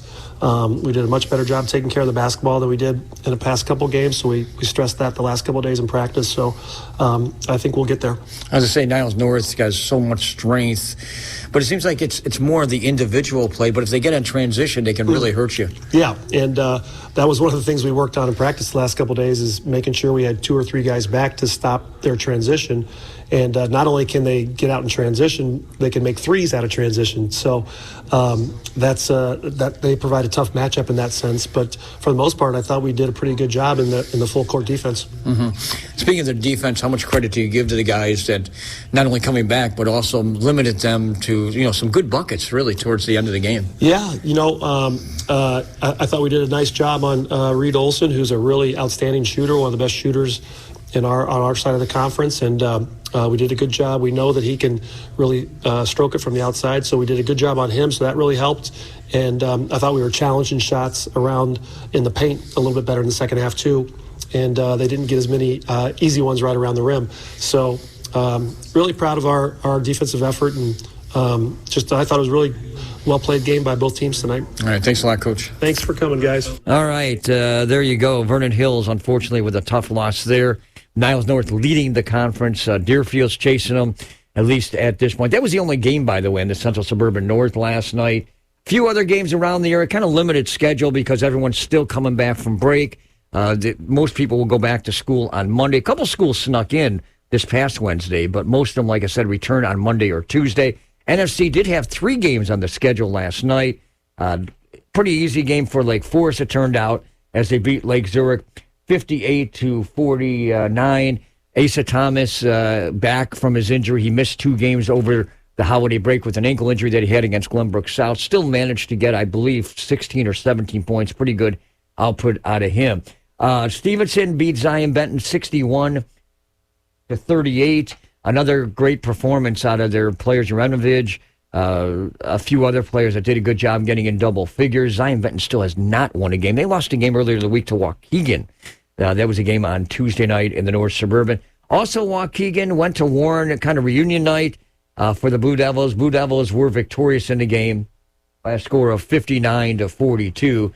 Blue Devils picking up the victory, which is a good victory. They need that as they're in the race. Bunch of teams that are all knotted up together. The rest of the non-conference slate here, Wakanda played Dundee Crown, and Dundee Crown beat Wakanda 57-45. A little bit surprised on that Carlson was held down in points. He normally has been getting about 20-something points, ended up in just, 14 or 15 points last night. Games on the slate today, NLCC gets in action. Grays Lake Central, as I mentioned, will play at Round Lake. You heard that from the coach. Then you got Lakes in North Chicago, Grant at Wakanda, and Grays Lake North and Antioch. Matinee game starting at 1 o'clock. Also, non-conference-wise, Carmel will be hosting Marion Central. And then down at DePaul, remember Steve Pappas? You might remember that name. Yeah, he was at the old Gordon Tech, which is now DePaul College Prep. They are having a bunch of games down there. Lake Forest will take part in that shootout, and they will play DePaul College Prep at 8 o'clock tonight. They used to have that Chops Billinger tournament, so probably replace that. Mm-hmm. That was, So on the girls' side, I want to mention Grow for the Girls tournament that's going on. There are some games. Stevenson not part of the front 8 that made it to the finals that is going on today. They are playing these games, got different sites. They were at Stevenson yesterday, a lot of the teams, so I like what they're doing. So this has to do with Title IX for the ladies because it's 50 years, so they've been doing this right at the end of the break. So I get a lot of credit. Some of the games that are part of that tournament, Deerfield beat Marist 72-60. Stevenson beat Yorkville 57-32. Also, Highland Park got past Lane 38-33 in overtime. NLCC had games last night on the girls' side. Grant over Round Lake. Pretty simple score, 37-25. Grays Lake Central over North Chicago, 56-19. And Grays Lake North down to Lakes, 44-30. And one other score, Vernon Hills ran past Niles North, 70-36. So there's just a few scores there to talk about on the girls' side. And by the way, we are going to have a girls' game coming up next week. Couldn't pass this up. because Libertyville's playing so well. Stevenson's also playing well. We know Lake Zurich is playing well. Can't get Lake Zurich exactly on a weekend, but we are going to get next week. Stevenson at Libertyville is what we're looking at next Friday night. Last meeting between these two teams, Libertyville beat Stevenson by 20. Wow. So this will be an interesting rematch, and that game was at Stevenson. This game's going back to Libertyville. Don't tell me that during the week people aren't going to be talking about that the Patriots want to get something back at Libertyville. You know they're going to talk about that. Yeah, just in and of itself, just the rivalry itself brings out bad blood, if you want to say that. But, competitive blood, I'll say that, right? Also, I want to point this out. Nobody knows about this. Last year's two champions, Stevenson and Carmel. Stevenson won 4A, Carmel won 3A. I saw this on the schedule. They're going to play against one another as part of a Martin Luther King tournament, which I think is, I'm not sure if it's at Montini or if it's at Lyle. One of the schools over there on Martin Luther King weekend. I think it's on Saturday night on the 14th. They're going to play each other. Well, I know the Bulls Academy is out in Lyle, so maybe they'll play it there. No, it's one of the schools, one of the high schools that are out there. That'll be interesting. Stevenson Carmel, which will be the day after. I'm not sure if they're playing Saturday or Monday, but they're playing each other in the next couple of weeks. So this will be interesting to have not the same teams that won the state, but you're putting two champions going against one another, which makes a good story on that. I could see that happening between the two. I'd like to see who's going to win that, but I wish I had last year's teams going against one another. Out of just real quick, the top-ranked boys teams around here, Glenbrook North, Glenbrook South, who's the better? Oh, Glenbrook South beat them last night. Yeah, okay. Glenbrook South beat North by 15. But you want to know something? Here's the thing. Central Suburban South is going to be a juggernaut. Who's going to win this? Because New Trier's been playing well through the holidays. Evanston's been playing well. Glenbrook North, Glenbrook South. So those four teams are going to battle each other. And on top of that, Rolling Meadows has got the younger Cam Christie, who won the York tournament, 32-team field. So all those teams are going to bottleneck each other to see who's going to come out of there to play us over here. Is it going to be Libertyville? Is it going to be Barrington? Is it going to be Stevenson? It's going to be a battle in the next couple months. And the thing is, we have all this time in conference play. We have all of February before you can even think about it. Well, the last couple of years, we've been able to get a good look at Glenbrook South in the MLK tournament, but that's not going to happen this year at Lake Zurich. Lake Zurich kind of disbanded their tournament this year. So the two tournaments locally is one at Lakes that seems to be drawing attention, and there's one at Deerfield / Lake Forest with a lot of our teams. So we'll have to take a look at that in the next coming weeks. It's going to be interesting. Yeah, it will be. It will be interesting. And by the way, let me give a shout out to the Stevenson boys bowling team for winning the NFC boys bowling title yesterday. Wow, Stevenson and bowling, huh? It's happened before. They won a state a few years back before the pandemic, so maybe they're back. So we need to jump out. We'll come back. Got to talk about the Bulls, who are hot. Winners of 7 of their last 10. Talk about last night's big win for the first time since 2019 that they beat the 76ers. That's how long it's been. Back right after this. More of the Sports Corner Sports Guys for a Saturday morning.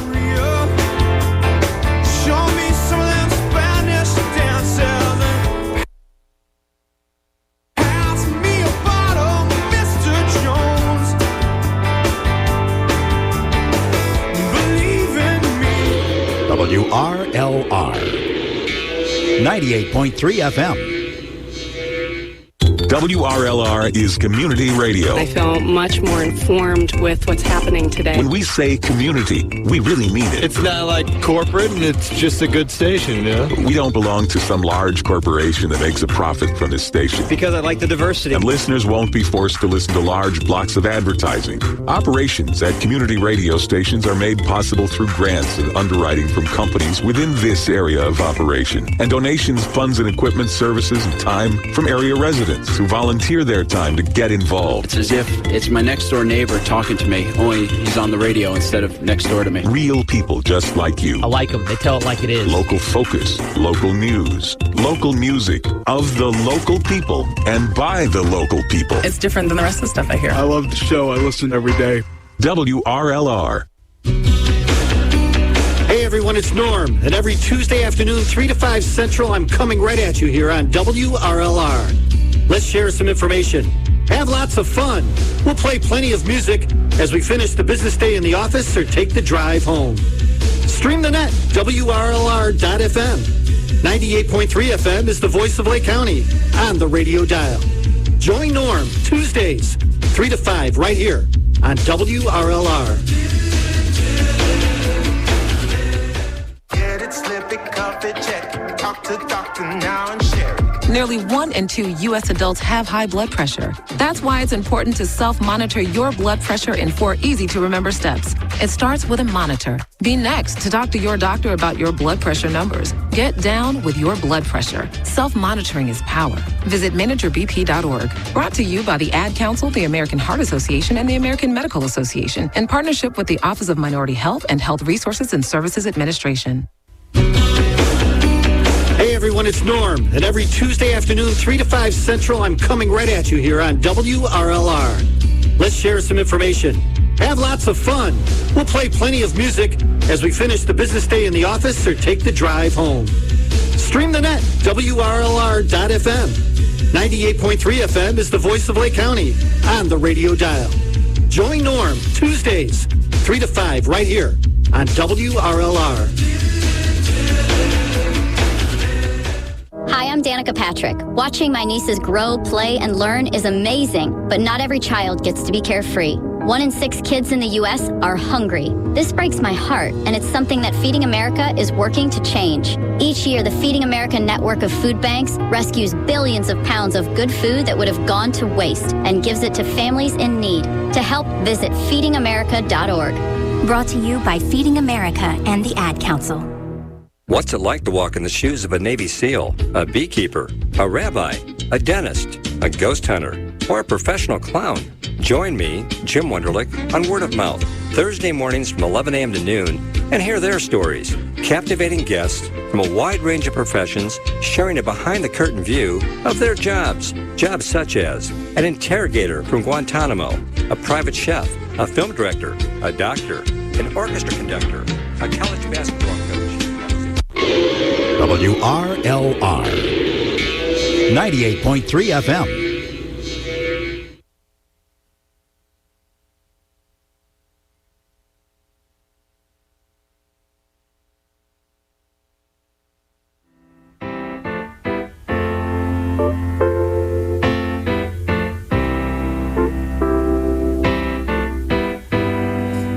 Welcome back to the Sports Corner, Sports Guys, for a Saturday morning. 27 degrees with solid cloud cover there this morning, and looking for sunshine sometime this afternoon. Keep our fingers crossed. Going up to about 38 today, 28 tonight, and then maybe 38 tomorrow. If you're going to the Bears game, it shouldn't be that bad, to be honest. What was that, Don? You need to lean on me over here, Rusty. I guess. I don't know. We want sunshine here, something to brighten the day. That's what we need. On my way over here, be careful on Hunt Club Road and Grand Avenue. There was a giant smoke cloud covering the entire intersection and reeked too. So be careful if you're on Hunt Club Road and Grand Avenue. All right, traffic report courtesy of Carson Beck. How about that? All right, 9:35. Well, the name in car, my name has the word car in it. That's why I have my name, Carson. All right, let's move on, guys. Let's talk a little bit about the Bulls last night, because they are hot. I think that cloud had something to do with the Bulls last night, because they are just playing some basketball. Zach LaVine, awfully hot in that game. DeMarcus DeRozan looked awfully good the other night against the Nets when they played and beat them. Here's a team that is playing some good basketball. First time they've beaten the 76ers since 2019. 76ers have won 12 straight games before last night against the Bulls. Of course, Joel Embiid did not play last night, but they also stopped the other night, as I mentioned, about the Nets. Well, they stopped the Nets, too. They were on a 12-game winning streak. But here's a team that has, 9-1 against the East in recent games, but they have to beat those teams that are under 500. That's what bothers me. Well, it's how they did it. To me, that's impressive. Like, we were having this discussion, and you guys were, I don't know who was saying it in the room, but you were saying that Zach LaVine was not a changed player. I beg to differ. I think he's being more of a team player now, as much as he can be. And remember, he's a pure scorer. And so now what he's doing is taking less shots, He's being more unselfish, and he's being more of a team player, I think. And I think what you're seeing is DeRozan and Zach are getting it together. They had a sit-down about 14, 15 games ago. I was the one that said he's not being a team player. Yeah. And then right away, the next day, they had a sit-down. Yeah. And I think the Bulls are like a 600 ball club since then. They're playing good team defense and unselfishly looking for the open shot, the way they're moving the ball. But their defense is creating points. That's what you see. Like a play that sticks out in my mind was that Kevin Durant had a fast break, right? You had two Bull players in front of him. Ayadasumo trailed him, and Durant thought he had a clean lane to the basket, and Ayadasumo stripped him of the ball. And because he fouled him, he went behind him. One of the issues the Bulls have, up until the 16th of December, they were second in the league in defense against second-chance points. Since then, they're 20th, but they're winning more games. So they're having to score more than the opponents to win. So they really need to tighten that up. But what do they do well? What they do is score well. Their weakness is they don't defend well. Well, they were for up until the 16th of December. They were doing really well, locking out second chance points. Yeah. But now they're down to 20th in that, so they've had to up their scoring. Yeah. So if they get back to that again, they're a formidable team. Yeah, but what I see is balanced scoring. It's not one or two guys carrying it. It's like everybody's doing their little part. When you see them running the floor, filling the lanes on defense, rebounding, and it's just not Zach and guys like Io are stepping up and scoring. Well, you're also Patrick Williams. He looks like the guy we were hoping he would look like. Let's see if he can continue that. Bro, yeah. All right. But also, Vuk and DeRozan aren't spending as much time on the floor as they used to, and that seems to help the defense. I like the way Vuk's playing. Even Zach LaVine said Vuk looked awfully good last night in that win. Yeah. By the way, the Bulls have to take on Utah tonight coming back home, so that should be interesting how well they rebound in that situation between playing a Philadelphia. Literally or figuratively? Well, it's mentally, too, for that matter. Hey, the Bucks last night didn't fare too well, but then again, they didn't play everybody. Adiacampo and a couple other players weren't in the starting lineup. They lost to Charlotte 138-109. And that goes back to what we keep saying, sitting players down for unknown reasons. I'm not sure why they did that, but they did it. And, it's not good for the fans. But then again, okay, you're in the top of the conference. You can take a day off when you want to, than what management wants to do or coaching wants to do. These games aren't that important. The fans, I hate to say it, but sometimes injury is critical or rest is critical to players not getting injured. And they're not going to reveal to us, the fans, what the condition of a player is. They don't want to tip the other teams off. And we really don't care anyway. Well, I don't really care. You'll care if your top player's not playing. That's my point. But it's not in my hands, so I'm not going. I can't control it, so I'm not going to worry about it. Well, you might not show up to the game. You might not buy a ticket if they say that your top player's not playing. You'll be. It's like we said the other day with Michael Dallas. Jordan. We didn't. No, not with Michael Jordan. With Luka. Luka came to Chicago, and obviously I was going to go to that game. That's right, but because Luka didn't play, you're not going to buy the ticket. Exactly. I didn't go. I was actually going to go to that game, but especially if you're talking about a star athlete who dominates play. Well, that happened with Michael Jordan, I would love to see Luka in person. That's why I want to go to a LeBron game, but I'm actually a little afraid to buy a ticket because I know he's getting up in age. Yeah, but LeBron's showing up. He's the one that is showing up. Yeah, I know. Everybody else isn't showing up. If he plays, if AD had LeBron's staying power, they'd be a contending team. And by the way, the Bucks will be playing Monday night against the Knicks as their next game. Hey, I got to throw this out before we move on. I don't know if anybody heard about this, but I got a great rim shot story for you. All right. The Denver Nuggets had this issue over last week where they claimed they had a crooked rim. Guess what? Last night, they stopped play once again in the fourth quarter, 11:22 left, and they're leading Cleveland. And guess what? Players noticed that the same rim that caused a 35-minute delay on Sunday night, they had to come back out, and the crew had to come out with orange ladders to try to fix the rim again. This is twice in a week. Yeah, but think about just go circa 10 years ago when people were really dunking and the rims weren't going and they were breaking down the backboard. They'd have to stop the game. change out the backboard because the glass was all over the court. And you know what I mean? So it is plausible that the rims are bad, you know, and that they'd have to. Yeah. Bad. Sure. Because we saw that a lot 10 years ago. Yeah, in fact, they did it faster this time than they did last time. I don't know if their eyes are crooked or not, but they did fix it this time around. You kind of wonder if they had a problem the first time, why didn't they just replace it? Is it tough to replace rims? But here's the thing. It's crooked for both teams. Yeah, true. So you know what I mean? So they both got to put it through a crooked basket. It's 10 feet one, right? Well, we've seen glass break, and they fixed that, too. They bring out they wheel Back out a new. Back in the day, well, they always have an extra, backboard you can wheel out and put out there. Now they know because they let them there's more flexibility. There's more give and flexibility. Right. They didn't because they used to break them every game. Back when you had Chocolate Thunder, Daryl Dawkins started breaking backboards every week. So, hey, over to hockey. Speaking of breaking things, how about this? The Blackhawks won last night, 2-0. They beat a team that's just as bad as they are. The Coyotes out in Arizona. The Coyotes, whatever way you want to call it. This is bad. It doesn't matter because Arizona doesn't even have a place to play right now, and they've been playing on the road for so many games, like 14, 15 games in a row, to be honest, because they don't have a home stadium at the moment because they're sharing it with Arizona State.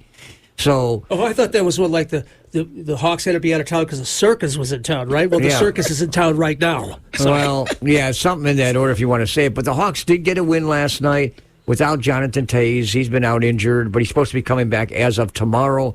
But I don't know if I should get excited about this win or not. It's a win. It's a shutout.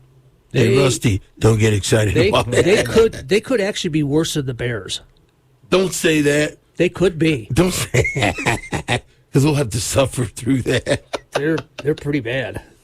That's only is it 10th win of the season? I think that's the first win in 8 weeks or something. Oh, that's crazy. Something like that. Bad. It's insane. Going to the other end of the spectrum, I did see last week the Classic. I was watching that between Boston and Pittsburgh at Fenway Park. I've kind of lost interest. Well, yeah, but you know something? I got to give credit to Boston. They were down in that game 1-0. They came back with 2 goals. But I got to kick how they handled the game at Fenway Park. I got to kick of the Boston Pops Orchestra.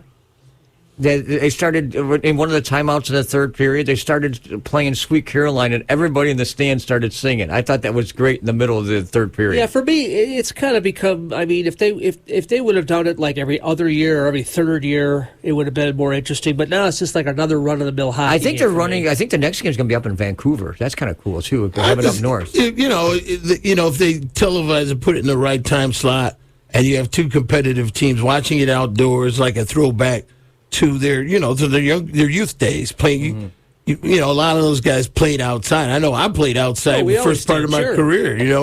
And then they have a lot of indoor rinks. Highland Park, Northbrook, the complex. Played there many a time. Yeah, over here in Vernon Hills, the ice Glacier Ice Arena. Still kind of prefer the outdoor pond. By the way, the Hawks will take on Calgary tomorrow night at the United Center at 6:00 for their next game.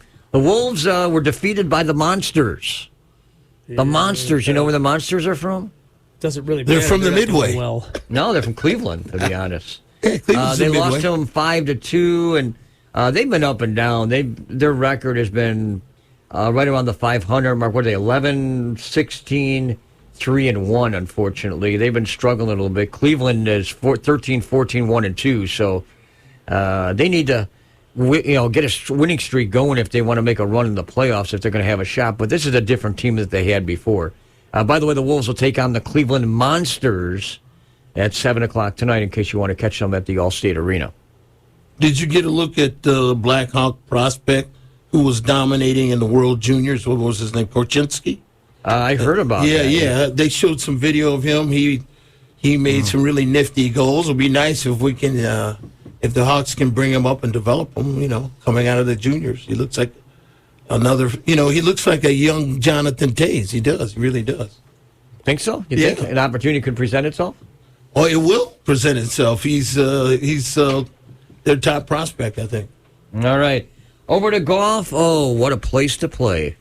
Starting the new season off in Kapalua, Hawaii, where the temperatures are in the lower 80s. scores are unbelievably Smile low. comes to your face when you say Hawaii. My goodness. Say it correctly. It's Hawaii. Yeah, Hawaii. That's on right. the island of Maui, Kapalua, which sits on the northwest part of the island. You can't beat the weather. It's beautiful. It's daunting. It's everything you can ask for out there. But it's got great golf courses. The only thing that's missing, and some of the announcers are saying this, is the last few years the winds haven't been as strong. The trade winds used to come up in the afternoon, 20, 30, 40 miles an hour, and the golfers would have a tough time trying to, keep balls from moving on the greens, getting shots to stay in the fairways. There are some places here you can hit a golf ball 400 yards. I know they talked about Tiger Woods hit a ball on the 18th hole 498 yards because it goes straight downhill. It's his topography, the way it's set up, and it just goes down. It's a 676 18th hole, and these guys are getting to the greens in 2. It's picking up eagles on the 18th. I might throw it 490 yards. No. Baseball bat. But one player right now that is taking advantage of this whole thing is Colin Morikawa. He is at 16 under par for the first 2 days, one of his best scores in his history, young history, that is. And he's sitting 2 shots ahead of J.J. Spahn, Scotty Scheffler, Jordan Spieth is back there. John Rahm was also in the mix. He's back a few shots at 11 under par. He shot a 2 under 71 yesterday. It's a par 73 course. Going back to our last time we had an event, which takes us back to the Hero World Challenge, it left us with Paul getting the opportunity to get his first pick, and he jumped in with Colin Morikawa. I don't disagree with that pick. I wanted that, but I've got to wait a little bit. Don, you got second Jordan pick. Spieth. You want to go with Spieth. There's a lot of good players because you need to be invited to this. You have to win a tournament to be part of the course here at Kapalua, which is, I don't know if you've seen the trophy, and a lot of players are really enjoying this. By the way, I think there was 5 PGA players that got married over the winter. I don't know if you knew about that or not. So congratulations to all of them that jumped in, including Jordan Spieth is one of them that got married. But he didn't release any pictures. He's kind of keeping it low key. I don't blame him for that. He'll bring them out when he wants to, but keep it private. I can see that for these golfers. So, Bruce, you got third pick here. Well, I would take the leader. Why wouldn't I take the leader? Leader's Colin Morikawa, and Paul took it already. Oh, well, okay, sorry And about Spieth is the next pick that Don took, so you got next choice. Well, I would take Scheffler then. You want who? Scheffler? Yeah. That was another choice he stole out of my bag. Thank you. Well, by the way, Scheffler had to withdraw after the first round. He shot a couple shots under par. He had a back issue that cropped up, and that's what happens with golfers. Once your back is going, you can't really get out of it. You got to take some time off. Yeah, I mean, you're probably over swinging sometimes, because it's instinctive. It's a whip motion, so you can't really, those back muscles take a lot of stress. There's some tough choices down here. I'm going to go with Rahm. He's down a little bit, but if he keeps himself in the fairway, I know he's got a good putter. He can make those putts on the greens. I'm going to go in that situation. Where do we go with Mike? Spawn. Huh? Spawn. Oh, you're going to give him Spawn and he's going to win? Is that what you're telling me? Sure. Why not? No, it's the next best player. Sure, I he get points it. with me. He doesn't know it yet, but... Yeah.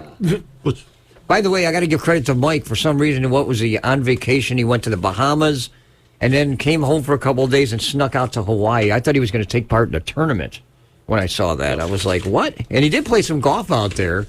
Did he do a bike ride, though? I thought I saw some pictures of Mike riding his bike. Yeah, he did. He took a ride up to, the volcano up there on Maui. I'm like, unbelievable. So it was fantastic pictures, and we appreciate that, Mike. And come home when you get a chance. Where in the world is Mike McCarthy? Yeah, I don't know how he went to Bahamas and Hawaii within a couple weeks span. I mean, I'm just surprised by Mike, that. you want to adopt a 6'3" black man? I'll go with you. Bodyguard. Rusty, before we go, can I give a happy birthday shout out to NFL legend Howie Long, Raiders player? Long, yeah. I guess. You just did. There you go. There we go. Hey, Why are we shouting him out? A couple of baseball Birthday notes. time. I said baseball. How old notes. is he? That's a good question. Let me get back to baseball you. notes? 72, is he? 73? I have to check on that.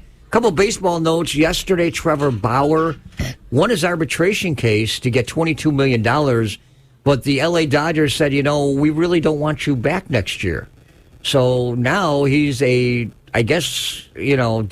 or put on waivers, and somebody can pick him up. I heard a rumor that the White Sox might want to go after him. Bad idea. Okay, I got a quick trivia question for you. Who's the leading pass catcher in terms of touchdowns for the Bears? Me. Like all time? Or This year. I'm going to go Mr. Mooney. Nope. Cole Kmet? What's your guess? I want to say it's not a wide. It's not something that you typically guess. I'm going to go David Montgomery. Cole Kmet, 6 touchdowns. After he said that, I was like, yeah, but I didn't want to guess the same. Darnell Mooney leads it in yardage, but not by far. If you told me at the beginning of the year that the tight end would lead in touchdowns, you go, what? Well, to me, Cole Kmet made it big. To me, he showed that he's a good receiver, and he's going to be effective in their scheme. Now they got to get a real number one. Football's respecting the tight ends again. They're not going extinct. Look at Kelsey. They never did. And Andrews. And they never did. All those guys. Never did. You've been watching Kansas City, right? Right. Tight ends are dual threats. They're offensive linemen that can catch the ball. Some of them are. Rusty brought up baseball, and I want to take a dig at Rusty on this, okay? Yeah. Because I have a few little statistics I'd like to run by him, plus some other stuff that's going to make you and I probably not real happy. Quick minute, because I got another great story to pass along. With the moves that all the teams have made now, okay? Who lost more games, wins above replacement, in the deals they've made this year? What team was a big minus? In terms of what? Losing deal? No, you got losing play. I know what you're saying here. Losing players, and based on what you got on paper. The Padres are the Marlins. No. It might be the White Sox. Nope. No, not even that. You're close. Is it the Red Sox? No. It's the Los Angeles Dodgers at minus 14.3. Mm-hmm. And the White Sox, now get this. You're going to love this one. Okay. Last year they won 81 games, right? So the biggest... And they should have won 91 games. Well, guess what their WAR is after all the deals they've just made? Minus 10. So now they're an 81-win team again. How exciting is that? Mm-hmm. Yeah. So now, I'm we can't real expect excited anything. about it. But here's the big thing. All right, this is what's going to get you. And Rusty, this is a shot at you. And I don't care whether you like it or not. Oh no. Cubs are going to be better. Well, the Cubs are going to be better. The Mets, Rusty smiling, with their deals, are a +8 WAR. Guess who leads Major League Baseball in the deals? The Chicago Cubs, 8.7. Watch the Brewers find their way to the World Series. This is the year. The Cubs are 8.7. That's best in Major League Baseball on improving their team. For somebody that said, they're not going to do anything, and Ricketts is cheap. Well, guess what, Rusty? Well, they were cheap, but they got the most mileage, I thought, out of their players. You bet they did. I mean, they were surprisingly good. And they're not done. Guys, I got one other note before we run wait on a minute, here. Rusty. I have no comment about it. I got one other thing I want to pass along, though. I don't know if you guys heard about this story, but a guy that was sleeping out of American Family Field in Milwaukee, this is hilarious, drank too many beers and apparently passed out. So he woke up. I still thought it was Miller Park. He woke, it's American Family Field now. He woke up, found a door open, and went into the clubhouse of the Milwaukee Brewers and just did what he wanted to do in there. So apparently they caught him on video. They just arrested him on December the 14th about this. This happened back in September. You know, the source of Vito found him because they found him in the clubhouse and he started taking stuff from the locker room. What a boob. He was drunk. And apparently, here's the funny part about the whole story. When he got done with this, he left the ballpark. He called an Uber to go home.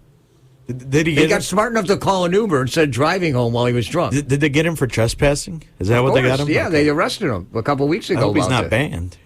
Well, I'm maybe sure whatever it is. He's banned. He's most definitely banned. Let him throw the first pitch with Ryan Braun for the next Brewers game. Oh, boy. All right, Carson. That'll do it for Don, for Bruce, Carson, and Rob Cartwright, our intern. I'm Rusty Silber. New show comes your way next. He had one too many spotted cows.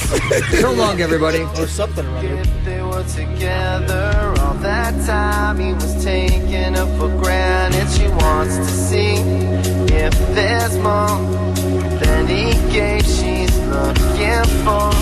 He calls her up, he's tripping on the phone. Now he doesn't want her out there and alone. Now he knows she's moving it, knows she's using it. Now he's losing it, she don't care. Everybody, put up your hands, say I don't wanna be in love. I don't wanna be in love, never be now.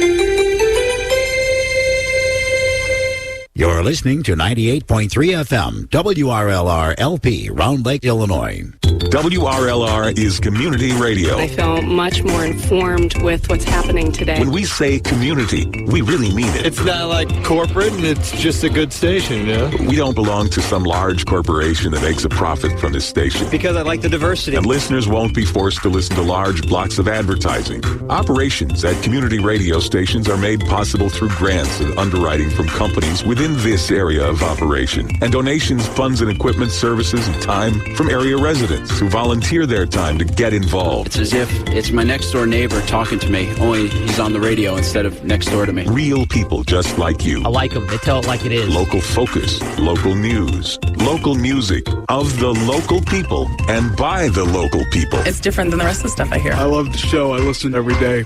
WRLR.